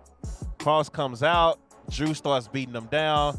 Scarlett gets in the ring to break it up, and she's a wizard all of a sudden because now she got a fireball firing at Drew McIntyre's face. Rob said, or Jay is finally tired of leaving the Bloodline. Hey, a stat came up earlier this week. Jey Uso is the first guy to ever pin Roman Reigns on the main roster, by the way. So, just to throw that out there, Jey Uso is the first guy to ever pin Roman Reigns on the main roster, and it was on the Monday Night Raw. Jey Uso, I've been wanting Jey Uso versus Roman to get his revenge on Roman for a long time. So 2 WrestleManias ago. So we'll see what happens with that. I just can't see it happening right now. I want it to happen, but I just don't see it. But yeah, Scarlett throws a fireball at Drew and it missed. And Drew kind of had to play it off, I guess. I don't know if that was the plan or I don't know. But at the end of the day, Drew gets laid out with the cross jacket again by Karrion Kross and said, you fell for the plan. This is what we wanted all along. Hit Row is throwing a party backstage for whatever reason, or get together, whatever you want to call it. But they're backstage. Shinsuke Nakamura finally shows up on screen again. Like I was literally about to ask, where is Shinsuke? Haven't seen him since he lost to Gunther, and he left the look on Gunther's, looking at Gunther like, hey, we're not done, and then we ain't seen Shinsuke since. And now he's just randomly backstage at the party. So, hey, good to see Shinsuke back. We saw AJ and Shinsuke in the same week.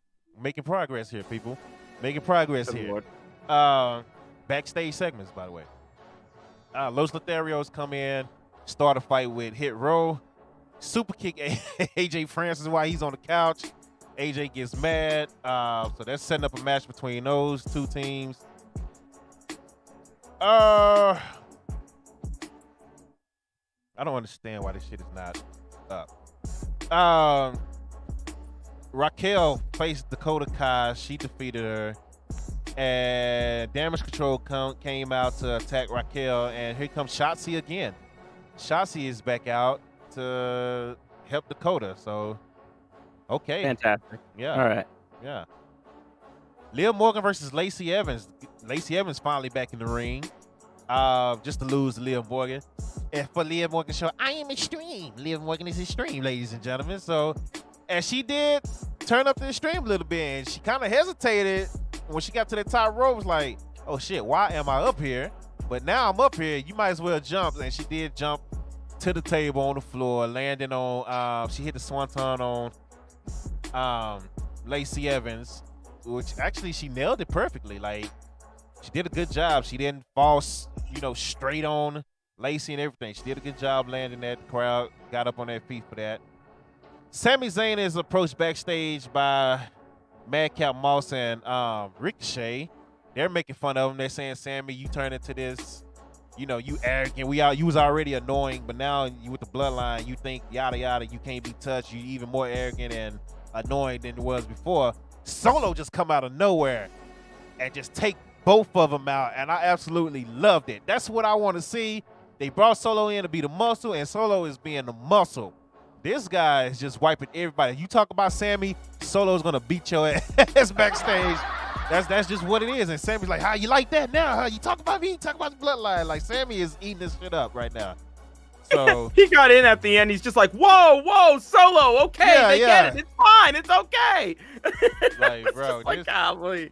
Oh my God. Yeah, that's gonna be a fun thing to watch. Sami with Solo having his back. Cause Sami's gonna be starting shit left and right, and he's already starting shit with AJ Styles on Monday Night Raw. Even though he's a SmackDown competitor, none of them have titles. I don't understand why you going to Raw, but whatever.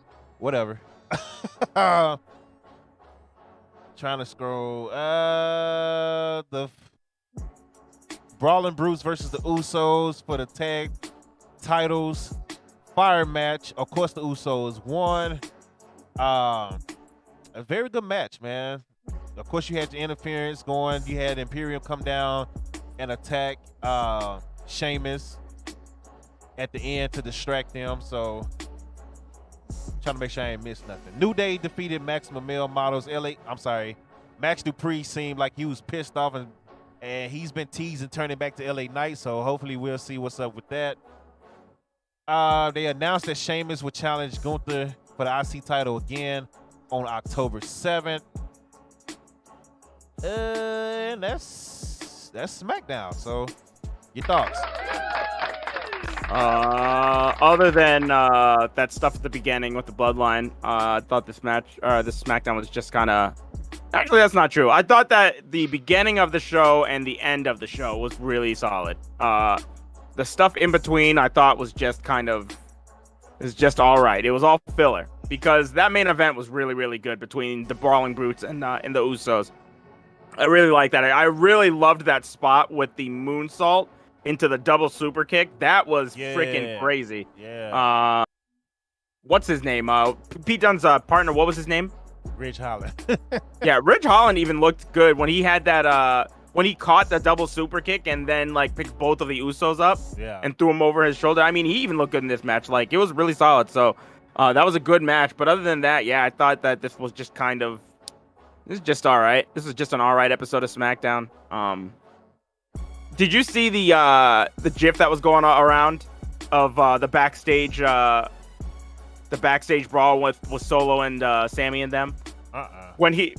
So I guess somebody was recording from the side, and when Solo was bouncing Ricochet's head off of the metal gate, Ricochet just literally Solo wasn't even touching him, and Ricochet just went like just hit his head against the gate by himself. Oh man. It was funny. People are just like, why did he do that? I'm just like, his name is Ricochet. Of course he was gonna. This man got a concussion or something, man. I don't know. But it will be a tag match. It'll be Ricochet and Mad Cow Moss versus Solo and Sami Zayn. So Solo and Sami Zayn got a busy week this week. They're on both shows this week. So, yeah, Smackdown. I'm just like, I'm enjoying the stories better, but they're still using the same, like, it's like who's ever involved in the stories, they're using the same people. I expected to see more people. Like, again, Shinsuke, we finally see him again, but he just randomly backstage. Drew Gulak he's basically the host of, what's that Wednesday show? The Bump now. So that's what he's doing. Ali, Cedric Alexander, like, these are people I thought I was going to see, and I'm not seeing them at all. And it's just like, why? You know what I'm saying? SmackDown Women's Division is better because Ronda Rousey is carrying it basically with Liv. But like, once that's done, after Extreme Rules, what's next for the women's division on SmackDown? Like, nobody is really being built up for that, for Ronda or Liv after that match. And Rob said Extreme Rules not looking extreme. Actually, Rob, this is probably the most Extreme Rules we've seen in the last 5 to 6 years, because they have a strap match, they got that pit match, they got an Extreme Rules match. They're doing a better job. Last year, it was only one Extreme Rules match. I was gonna say, was it just the one match that they had that was so extreme? Everything was regular match. So at least we're getting more gimmick matches for Extreme Rules this year. I don't know what's going on with you, Gulak Lizard, like this, but it's so. Oh no, don't count on seeing this man. Unless you want to watch the Bump, you can watch the Bump and see him every Wednesday. So watch that on Twitch or whatever. But it's like we're seeing the same people over and over, and there's so many people that's just missing. Akira Tozawa, hopefully he goes back to being the Tozawa from 205, but we haven't seen him. R-Truth, haven't seen him. So everybody from the 24 division is what you're saying? Yeah. I could really go down names, man, because it's crazy. Boy is still on the roster. I thought he was fired. Boy is still on the roster. Who? Boa. The Chinese guy that was behind Mei Yin. Oh, him? And he really? He was in Diamond Mine for a while, I believe. Well, no, that was somebody else. That guy in Diamond Mine was he's that was somebody else. Yeah, Hideki Suzuki is actually doing very well in Japan right now. Yeah, I guess there's a new edict in NXT now that was thrown down that basically if you don't adapt within a certain time frame, they're just getting rid of you 2 now. years, so buddy. 2 years. I mean, if you can't adapt in 2 years, then I'm really not mad at that. I like that. We need good quality television. But yeah, some people aren't providing. So a lot of people we're not seeing Commander Aziz anymore, which I don't care for. I'm just naming folks. Dolph Ziggler disappeared off the face of the earth. What the hell happened to Dolph Ziggler? I mean, he'll come back. He always comes back. He's like a frisbee or a boomerang. Excuse me. Elias, I know they're waiting to bring Elias back, so Elias will be back on the roster. Ezekiel will be gone once they get that set up. Jiro, where's Jiro? I thought he got released. He didn't get released? He's still on the roster. Oh. Happy Why weren't Corbin. the Raiders in the contenders match? Oh, yeah. I don't know what's going on with the War Raiders. Well, they finally gave an excuse and said because one of them got injured during the Viking match. What's a Viking match? The match where they beat New Day up in the Viking right before that little gimmick match they had before they went to the UK. Oh, fantastic. Yeah, so. As there you go, Dan. As soon as we talked about it that same Friday, they finally came and said, "Oh yeah, somebody's injured," and I tagged Triple H in the clip that we talked about. So somebody's watching. That's all I'm gonna say. Somebody's watching. Because every time we talk about it and tag them, both companies they come up and do something. We haven't seen Corbin in a while, so I don't know what they're doing with Corbin. Let me see. Let me keep scrolling. Who else? We haven't seen Jinder Mahal, so I don't know what they're doing with that. That's okay. yeah. I mean, shoot. But it's like the same people multiple times in a show. That's what's getting me. You know what I'm saying? Like, we need to see more people because they got a lot of people. Vince McMahon is still on the damn roster. That's funny. He'll come back. Oh, Naomi is back on the roster now. I think they put her and Sasha back on the roster. I think that was noticeable. Check and see if Sasha's there. We haven't seen Natalya. We haven't seen Omos or Omos, however you say it, however you want to say it. Which means we haven't seen MVP as well. We haven't seen Reggie. Where's Boogs? Is he? Oh, he's hurt. He got hurt at WrestleMania, right? Yeah. Oh, yeesh. Or Yeah, he might not come back. He came back. Nah. He's still been out. He got what was it? I think it was When his leg. What's like, on your back thigh? Yeah. It's on your thigh. Yeah, AAA quad. It was a quad. So yeah, he's gonna be out for a while. It was a quad injury. Oh, Corbin did go with JBL. You right. Oh yeah. He did. I was interested actually in that. Yeah. Yeah, we'll see what happens when he comes back from that. Robert Roode. He said MVP tweeted his time was up. Good lord. I don't know, man. They haven't known what they were doing with Robert Roode for a long time. Sasha Banks is back on the roster. Wow. Yep. Shane McMahon is back on the roster. Wow. Shelton Benjamin haven't been seen. That's a shame. That one is a shame. Yeah. I just want to make sure I ain't missing nobody. Vacant is on the roster. He's still on the roster. You say vacant? Vacant. Zion Quinn hasn't been seen in NXT. Xia Li is barely seen on SmackDown. So yeah, she's still on Instagram though, so that's all that matters. Well, there you go. So it's more people that I'm just like, we're not seeing these folks. And hey, I don't know what they're doing with Shotzi. If they don't give her the tank back, it won't matter. So, but yeah, that's SmackDown in a nutshell. You got anything else on it? Nah, I got nothing. Hopefully it'll be better next week. All right, well, good lord. Let's get into Rampage. All right. Let's get in. Rampage. Oh, shoot. Wrong one. There we go. All right. Getting into Rampage. This is Rampage Grand Slam. Good lord. We started off with the no disqualification match between House of Black and Sting and Darby Allin. Bunch of crazy spots. A plunder match. We had a couple of plunder matches on this, but the match came to an end. So by this point, Darby Allin and oh good lord, what is his name? Big dude, Brody King. Brody King. Yeah. So by this point, Darby Allin and Brody King have taken each other out. They're both gone. Sting is handcuffed in the ring, seated in a chair. Matthews is coming down with a pipe. He's about to hit Sting when all of a sudden music starts playing, and it's the great fucking Muda who's on his retirement tour. He came down to America to Grand Slam, which was insane. I did not see this coming. Got into the ring, threatened to attack Sting, then turned around and delivered the green mist to Buddy Matthews, which was fucking amazing to see. And Sting hit the Scorpion Death Drop and won the match. Couple things coming out of this. So after this, it was announced that Sting would be going to Japan next year, I believe, for either next year or sometime soon for Great Muda's final match in Yokohama Budokan Hall. So that'll be a big event that they're going to be doing down in Noah. And also, when Buddy Matthews walked to the back, he gave a similar speech to what Malachi said, where he said, I'm going to be taking some time off for myself.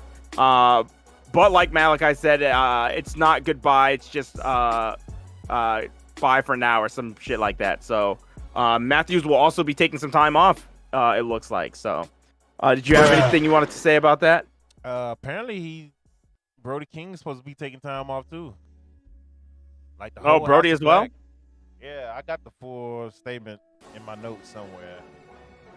But he's like, yeah, it's a lot going on with House of Black, and in the position that we're in and all that. So I have to take a mental break as well.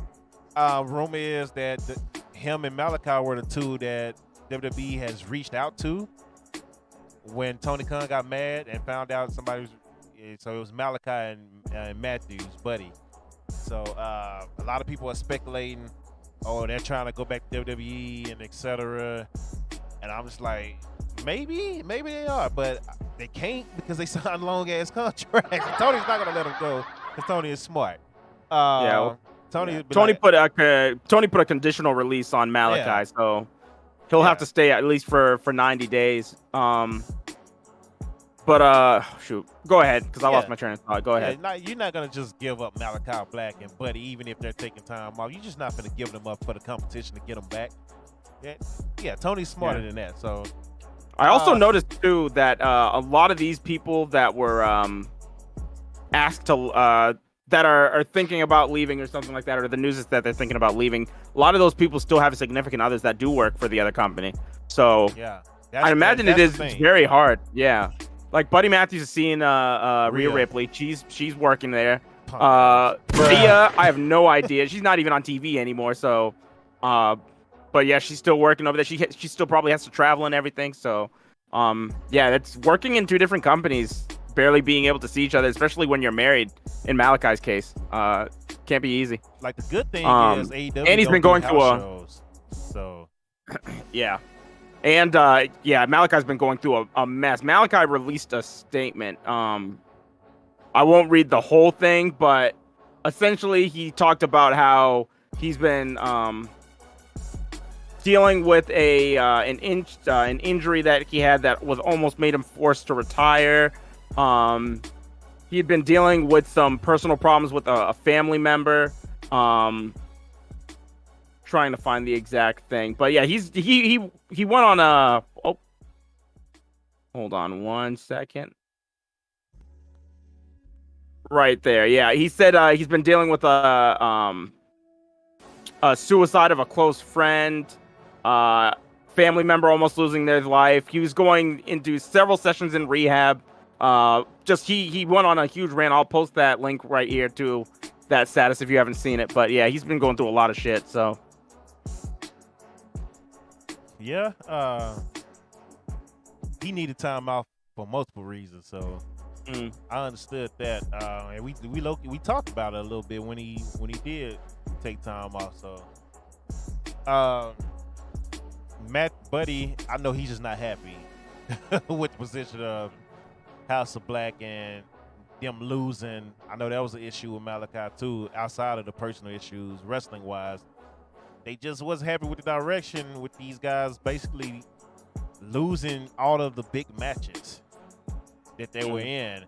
And I'm one, as a fan of those guys, I was like, yo, what's the deal, bro? They should be dominating. Like, that faction with that, just the talent in it alone. This how the same way I feel about Judgment Day. They should be dominating. And Judgment Day is starting to pick up momentum now. But House of Black just never picked up momentum like they should have, and they came in super hot. The entrance was fire, like everything about them is fire. They just, for whatever reason, they'll get hot, and then when it's time to like really pull the trigger on them, they just never did. So, oh, sorry guys. Up next, we had 2.0 taking on Hook and Action Bronson, who performed Chairman's Intent to the ring. Hook and Action Bronson both performed Red Rum to get the submission victories in a squash match. After that, we had Wardlow and Samoa Joe facing Josh Woods and Tony Nese. Another squash match ended with Wardlow giving the Powerbomb Symphony to Smart Mark Sterling. Warjo. Bruh. After this, we had Ray Phoenix and Jungle Boy. I would say this was the best match on the card. This was fantastic. The match ended when there was a double jump spinning kick to Jungle Boy, and Phoenix was looking to deliver the Black Fire driver, but Jungle Boy cradled him into the 3 count. After this, Christian came out, or Christian's music hit, and said that he was going to bring out Luchasaurus basically to beat his ass. So he acts like Luchasaurus is going to come from the tunnel, but Luchasaurus is behind Jungle Boy, and he gets into the ring and starts beating Jungle Boy. And Christian starts running down New York and says that he his left hand got jacked up from Jungle Boy before their match, but he'll still beat him with his good right hand, which is Junglesaurus. After this, we had Sammy Guevara against Eddie Kingston. This match was a little sloppy. Match ended when Eddie Kingston delivered one spinning back fist, then another Hurricane, then a third Hurricane. And after Sammy was dead, he got him in the stretch plum, the submission hold that he has against the throat. And Eddie Kingston was declared the winner, but Eddie Kingston would not let go of Sammy Guevara.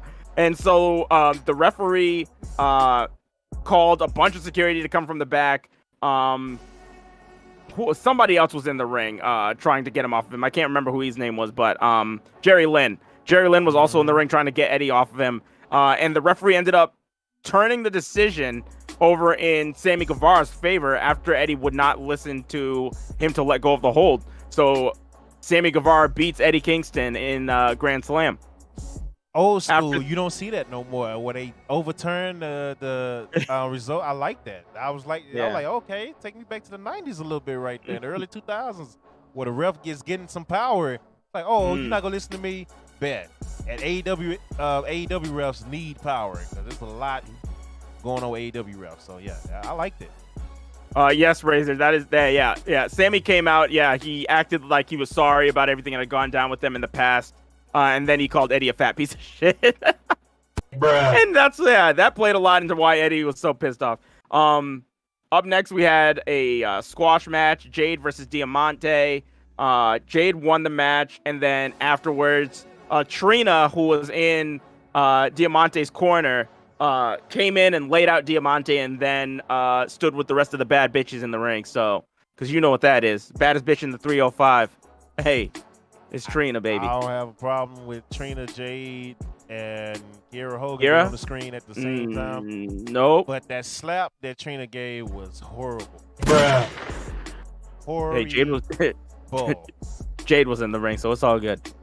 There you go. Golden Ticket Battle Royale. Golden Ticket Battle Royale. This was just a Battle Royale. Winner got to face Jon Moxley, and Hangman Page was the winner. So it won't be on next week's Dynamite. It was announced that Juice Robinson will be fighting Moxley in a Contenders Eliminator or whatever. But yeah, I think the week afterwards. I don't know if they said the 18th. So on the 18th of October, we will have That's 2 weeks. That's 2 weeks from now. So then in 2 weeks from now, we'll have that match. So, then the main event, a lights out match between Powerhouse Hobbs and Ricky Starks. Ricky Starks ended up getting the win after he speared Powerhouse Hobbs through a table that was set up in the corner and then delivered the Rochambeau onto Powerhouse Hobbs. And this was a pretty brutal match. There was a spot where it looked like Ricky was trying to deliver the Rochambeau, but Powerhouse Hobbs lifted Ricky Starks above him. And if you've seen the match between Malachi Black and Adam Cole in TakeOver Philadelphia, when Adam Cole inverted the chairs side by side, and then he just got folded right on the corners of the chair. That's a similar thing that happened to Ricky Starks in this match, and I will always hate that spot. So, but yeah, that was Rampage Grand Slam. So, good show. It's not really hard to say, but that's definitely one of their best Rampages in a while. But it was a special Rampage. a 2-part, 2-hour Rampage that came on Friday. Again, I like the finish with Eddie and Sami, where because Eddie made it clear. The fuck is that flying in my? I saw that on your You saw that? Like, what the hell is that? But oh shit. Eddie made it clear he didn't care about wins or losses. He just wanted to beat Sami up. And that's exactly what he did. And then, even though he won the match, he didn't win the match. So, because the ref reversed it, I liked it. So, again, Trina getting in the ring with Jade and Kiera, that's just a win. Just didn't care nothing about the match. I just wanted to see what Trina was going to do. And if she was going to actually attack Jade or, do what they did. So, hip-hop community is really... they doing a lot with the hip hop community in AEW. I appreciate what they had doing. Jermaine Dupri the other month when they're and Lil Scrappy when they were in Atlanta. Yeah. And who else did they have? Fabulous came out. What's his name? Gucci? Was Gucci Mane there? Nah. No. What's his name? Oh God. The one that think he's smart. Kevin Gates. Kevin Gates. That's it. Yeah. Jeez. The one that think he's smart. Kevin Gates, Westside Gunn. Westside Gunn. Yeah. Fabulous came out with Swerve. Bro, if you're a hip hop artist and you like wrestling, go to AEW. They will put you on. Put you on the TV screen real quick. Absolutely, I loved it. What's the guy named? I think Action Bronson. somebody said it. Yeah, somebody said on a podcast I was listening to, the one thing that was missing from Fabulous's entrance was a cardboard cutout of John Cena, because that would have brought it full circle. Oh man, well, when John Cena came out with a cutout of Fabulous at WrestleMania, that would have been amazing. Oh man. That would have been dope. Let me see. Action Bronson. A lot of shoulder tackles from him, but that guy, he moved way faster than what I thought he was going to be able to move. Yeah, he first hit them ropes. I was like, oh shit, wait a minute. Like he was gone. So he was pretty crazy, man. And he was on Busted Open too. I heard his interview.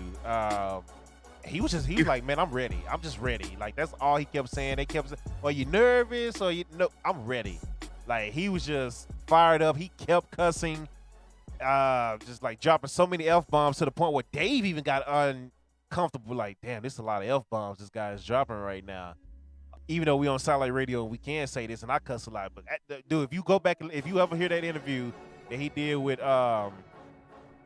Busted Open, he was cussing up a storm. You said Westside Gunn was holding the AEW title at Rolling Loud? Oh my God. Yeah, I saw that. Oh, shoot. Yeah, like you say, Jungle Boy, Ray Phoenix, match of the night for that.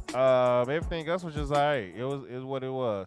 The first match with Sting and Darby, it was just a plunder match, yeah. Yeah, it was just whatever. Just entertainment type of match.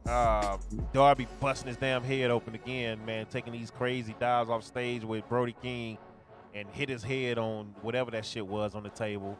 Like, this man is just crazy, man. Like, he need him to calm down a little bit.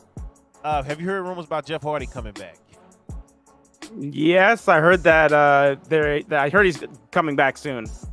That's all I heard. I didn't hear a date or anything, but Philly said, would it be the right move to buy out? Yeah, we said that 2 weeks ago. CM Punk should be fired. just period. Fired. Not even brought out, fired. So that's what it problematic. Should be with him. And it's just crazy, man. Like, problematic. Yeah. You shouldn't be doing that as a champion. That's crazy. Yeah. See a guy to the caliber of CM Punk, and we're talking like this about him. Like, that's just crazy. So he should be fired. We said it 2 weeks ago. If you want to watch the replays of any of the podcasts, you can always go to either of our Twitch pages. They'll be up there for 14 days. If you missed that, you go to my YouTube. I believe Dark is putting them on his YouTube now as well. If you can't get that, go to dopecontent.com. I got a whole Budget Cut podcast page strictly for the Budget Cut podcast. Nothing else on that page but Budget Cut podcast episodes. So no excuses not to see anything that we've already talked about. So I'm at the point where I don't do a lot of repeating, even on the sports podcast, unless it's just me bragging like, I told your ass. Like I told y'all earlier about Jalen Hurts and Tua. I told your ass. That's the only time you're going to hear me really keep repeating myself. Because other than that, I'll be like, hey, man, go watch show. And then if you did watch show, pay attention. So, yeah, it was a 2-hour Dynamite. I'm glad Adam Page finally gets his damn rematch. It's about time. Yeah. Right? It's about freaking time, Adam Page. Let's go, baby. Isn't that interesting that as soon as Punk loses, as soon as they crown a new champion, Yeah. that the order of business is to give Hangman the rematch? It's very interesting. That's all I'll say. Rob says CM Punk was just standing on business. Can't blame him. You don't even watch AEW, so how the hell do you even know what's going on, Rob? Like, how you even know what's going on? And standing on what business? The business of CM Punk? Because that's all he cared about. He didn't care about nothing else but CM Punk. Just like all. Hey, it's funny now because everybody used to always bring up that CM Punk promo talking to John Laurinaitis every time somebody got fired from WWE. Now everybody's bringing up the Triple H promo to CM Punk. Talking about, yeah, as long as you benefit yourself, that's all that matters. You only worry about CM Punk. Like, it's funny how things change.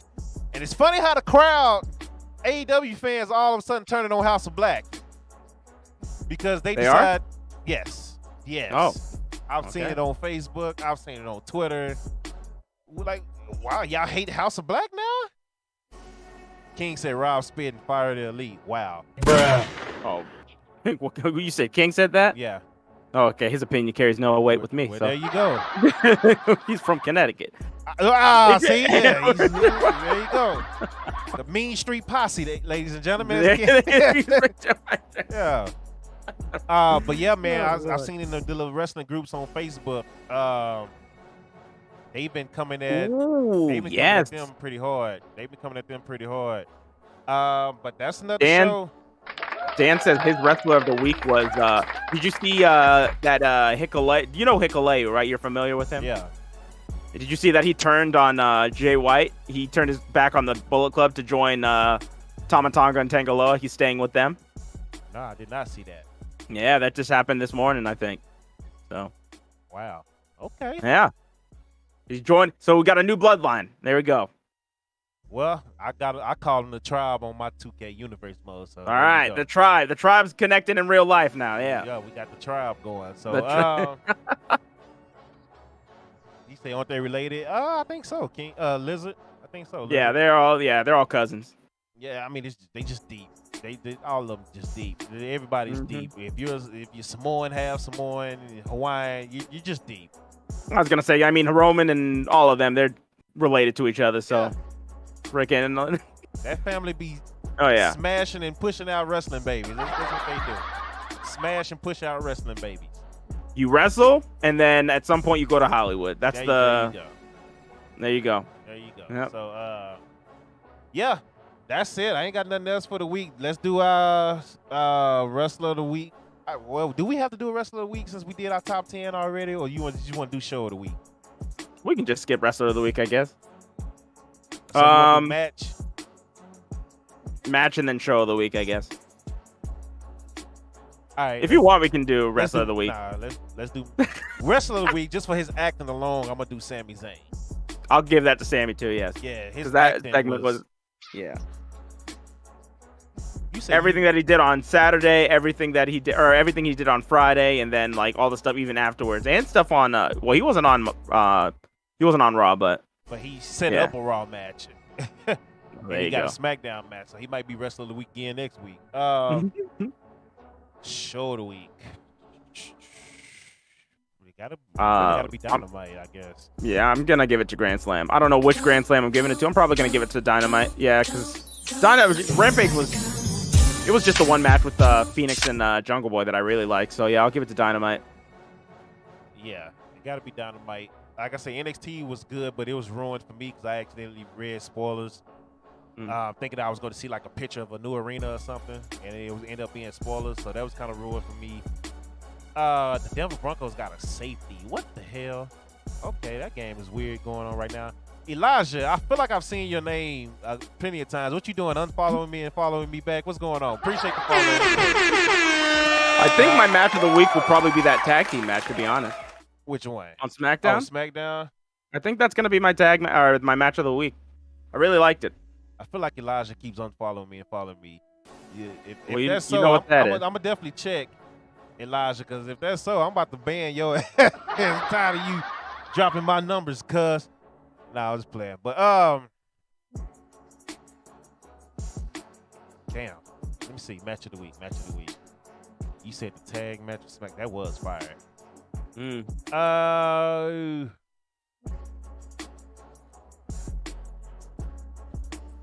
It's nothing on Raw, I can tell you that. So let's get that whole show out of my head now. Said Ray versus Boy.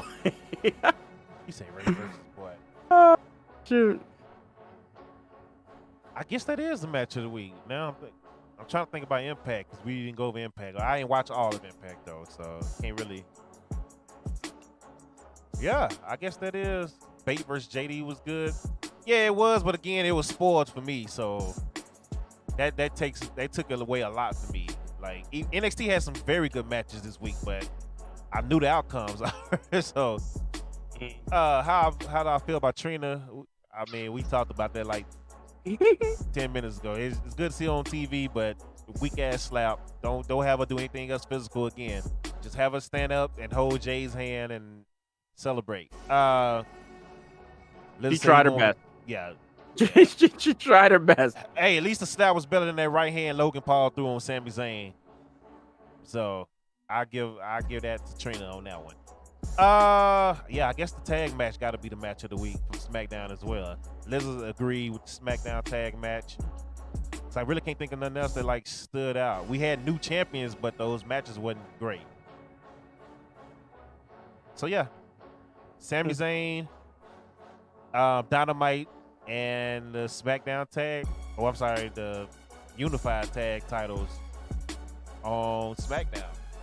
So yeah, appreciate everybody coming through. Whatever y'all got. He say, nah, see, I'm not reading that. I don't know what Rob talking about. He just wrote a paragraph. He talking about Ray and Eddie and all that shit. Which we did watch the Ray and Eddie SummerSlam match the other day on stream. Whoa, what year was that? Was that 2005? Okay. Oh man. Hey, that was a one good of SummerSlam. the GOAT. Yeah, I was about to say one of the GOAT SummerSlams, low key. Oh yeah, no, no, it was stacked from start to finish. Yeah. We saw Matt Hardy get his ass beat up by Edge, which was serious. Edge Did that have Taker and Now my price is going up. Randy Orton? Yep. who was Batista? Was Batista and JBL? Is that the one where he gets like power bombed into the limo? To the steel steps. Oh, okay. He power bombed to the steel steps. Shout out to King for the gift of sub. You said you enjoyed. Oh yeah, you're right. Devlin and Bate had a really good match on NXT. Yeah, but it was spoils for me. So, like I knew Dragunov was coming back and everything. So, that's what I said it last Sunday after the football game. I was like, yeah, I know what's gonna happen, but I'm not gonna tell y'all because I almost spoiled it for them. But how Rob gonna get a sub from King and then take out? Boy, you something else. King, take that sub back, King. Take that sub back and put it up to the graphics card so we add to the second tier, buddy. That's what you should do, King. But yeah, go ahead and promote what you gotta promote, and then we'll get up out of here. So I've been trying my hardest to get through these Stardom shows. I've been procrastinating. I went to their website and they had 3 shows like in a row, which is a lot. So tomorrow I'm gonna finally get back at it. We're getting into the home stretch of the 5-star Grand Prix. Tomorrow I'm going to we're just gonna cherry pick some of the best matches or some of the matches that look the most interesting and watch those rather than watch every single match, because I don't have time to watch like 24, 32 matches in one sitting. So we'll do that. On Thursday, we will have the episode after Popular Demand. So we did Popular Demand last week. Jacob Fatu is the new Intercontinental Champion. Even though the referee missed Hangman Page's hand hitting the ropes. Right. Will Ospreay retained under similar circumstances. Andrade El Idolo is now the new openweight champion, beating Malachi Black and ending his streak. There were a lot of new things coming from this, and we're going to be heading right into our third pay-per-view, Encore. So we're getting ready to hit the road for that. So we got 4 weeks of shows from the Dark Zone, and that starts next week. Yeah, there might be other shit, but I'm not remembering it now. So yeah, that's it. For now, that's it. So there you go, ladies and gentlemen. Make sure you follow him on all platforms: Twitter, Twitch, YouTube. I don't know if he does Instagram or Facebook as far as the Dark page. So, but make sure you follow. Make sure you follow my guy MT Darkness, M Darkness on Twitter, I believe. So, as far as my schedule, I think I'm gonna do a watch along tomorrow, but it's not gonna be for Raw. It's gonna be for the Cowboys Giants. People seem to enjoy that last watch along I did for the last Cowboys game, so I'm gonna give it another try tomorrow. We're gonna talk. Well, I'm gonna have Raw up on one of these screens, so we'll be checking in with Raw as well, seeing what's going on with that. But the main focus is gonna be the Cowboys and Giants, and then after the Cowboys with the Giants, I'm going to read the predictions from YouTube. I think there's only 2 people that left it this time. It's D-Web and Rob. And see if they all predicted me this week. This week was weird for me in football. And I'm going to award the winner, if they won, on the stream tomorrow, right after the Cowboys win the game. So that's how we going to do tomorrow. As far as the rest of the week, we just did a DKF show. We came back strong. Walter, the #1 contender for the world title, for AJ Styles' world title, is now the new Fight Night champion as well.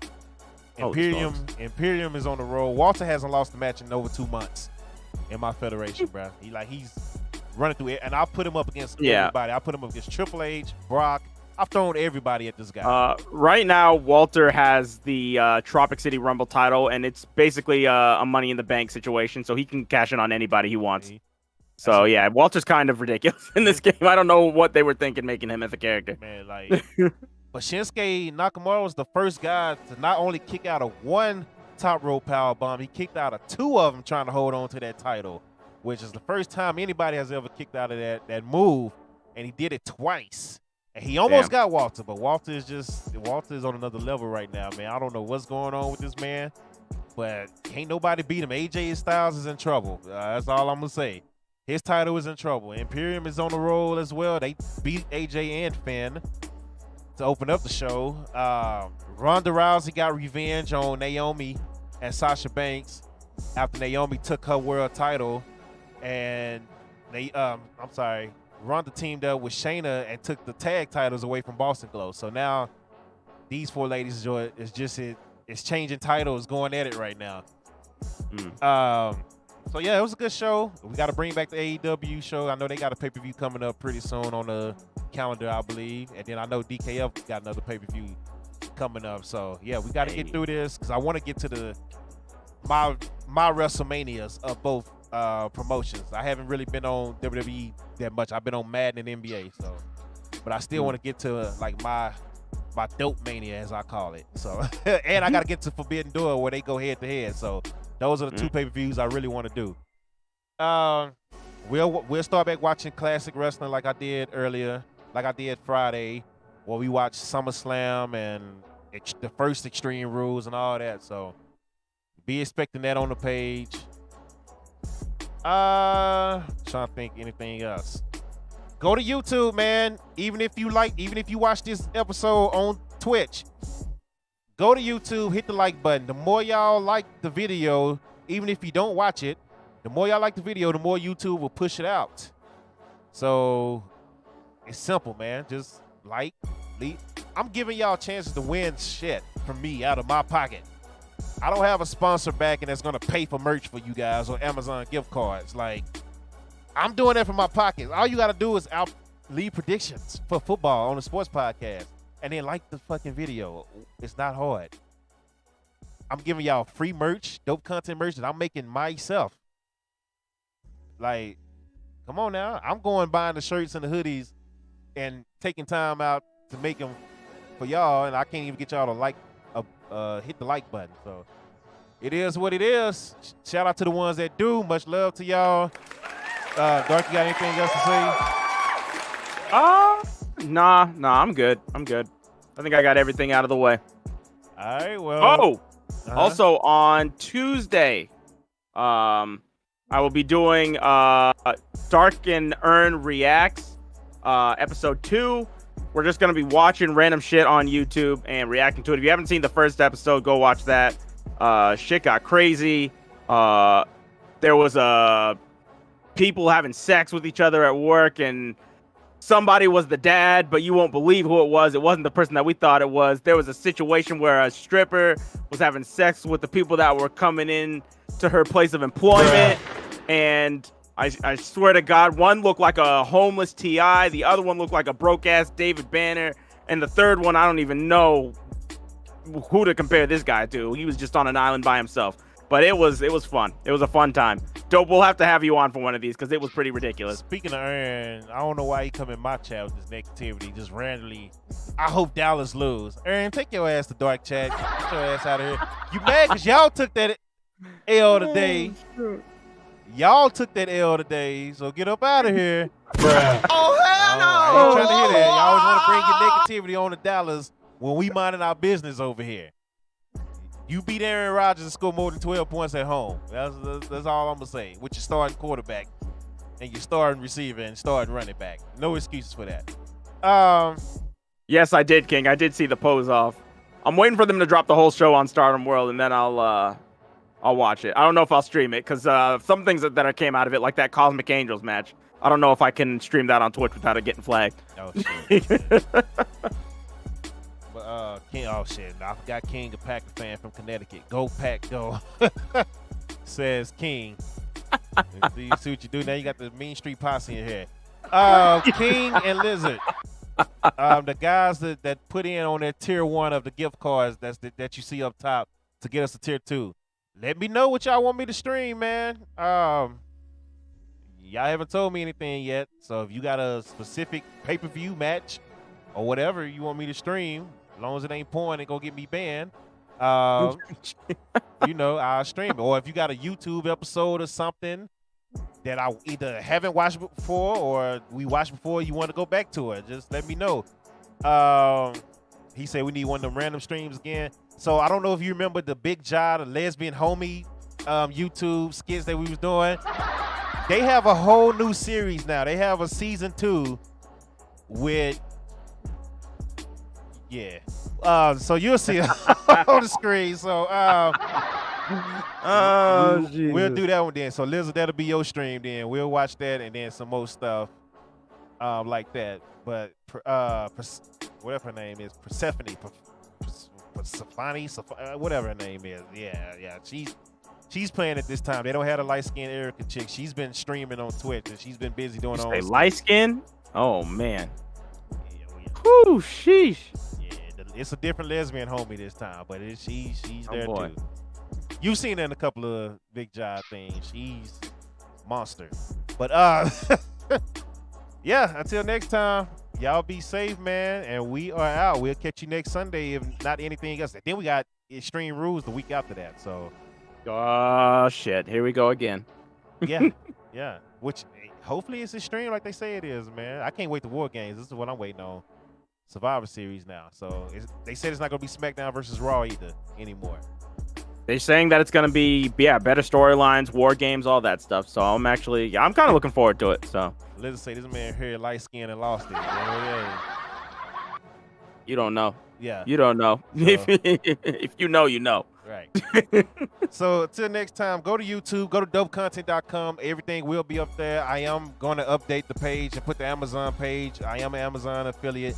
So any like special deals that might be going on that you might see on like Fat Kid deals on Twitter, I'm going to start posting my deals like that on the website as well. So no excuses, man. If you don't go to dopecontent.com, don't ask me nothing. I don't want to hear nothing from you. I ain't answering no questions. I put everything related to dope content on that website. So I don't want to hear nothing. I don't want to hear nothing about, oh, I didn't see this podcast. Well, you didn't. Hey, it's on there. Oh, I didn't see that podcast. Hey, it's on there.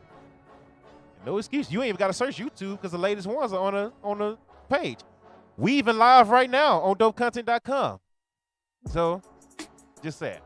No excuses. I'm done. Y'all have a good one. Much love to y'all. I'm out. Peace, y'all.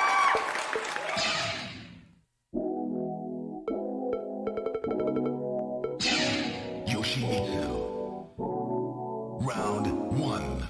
Fight.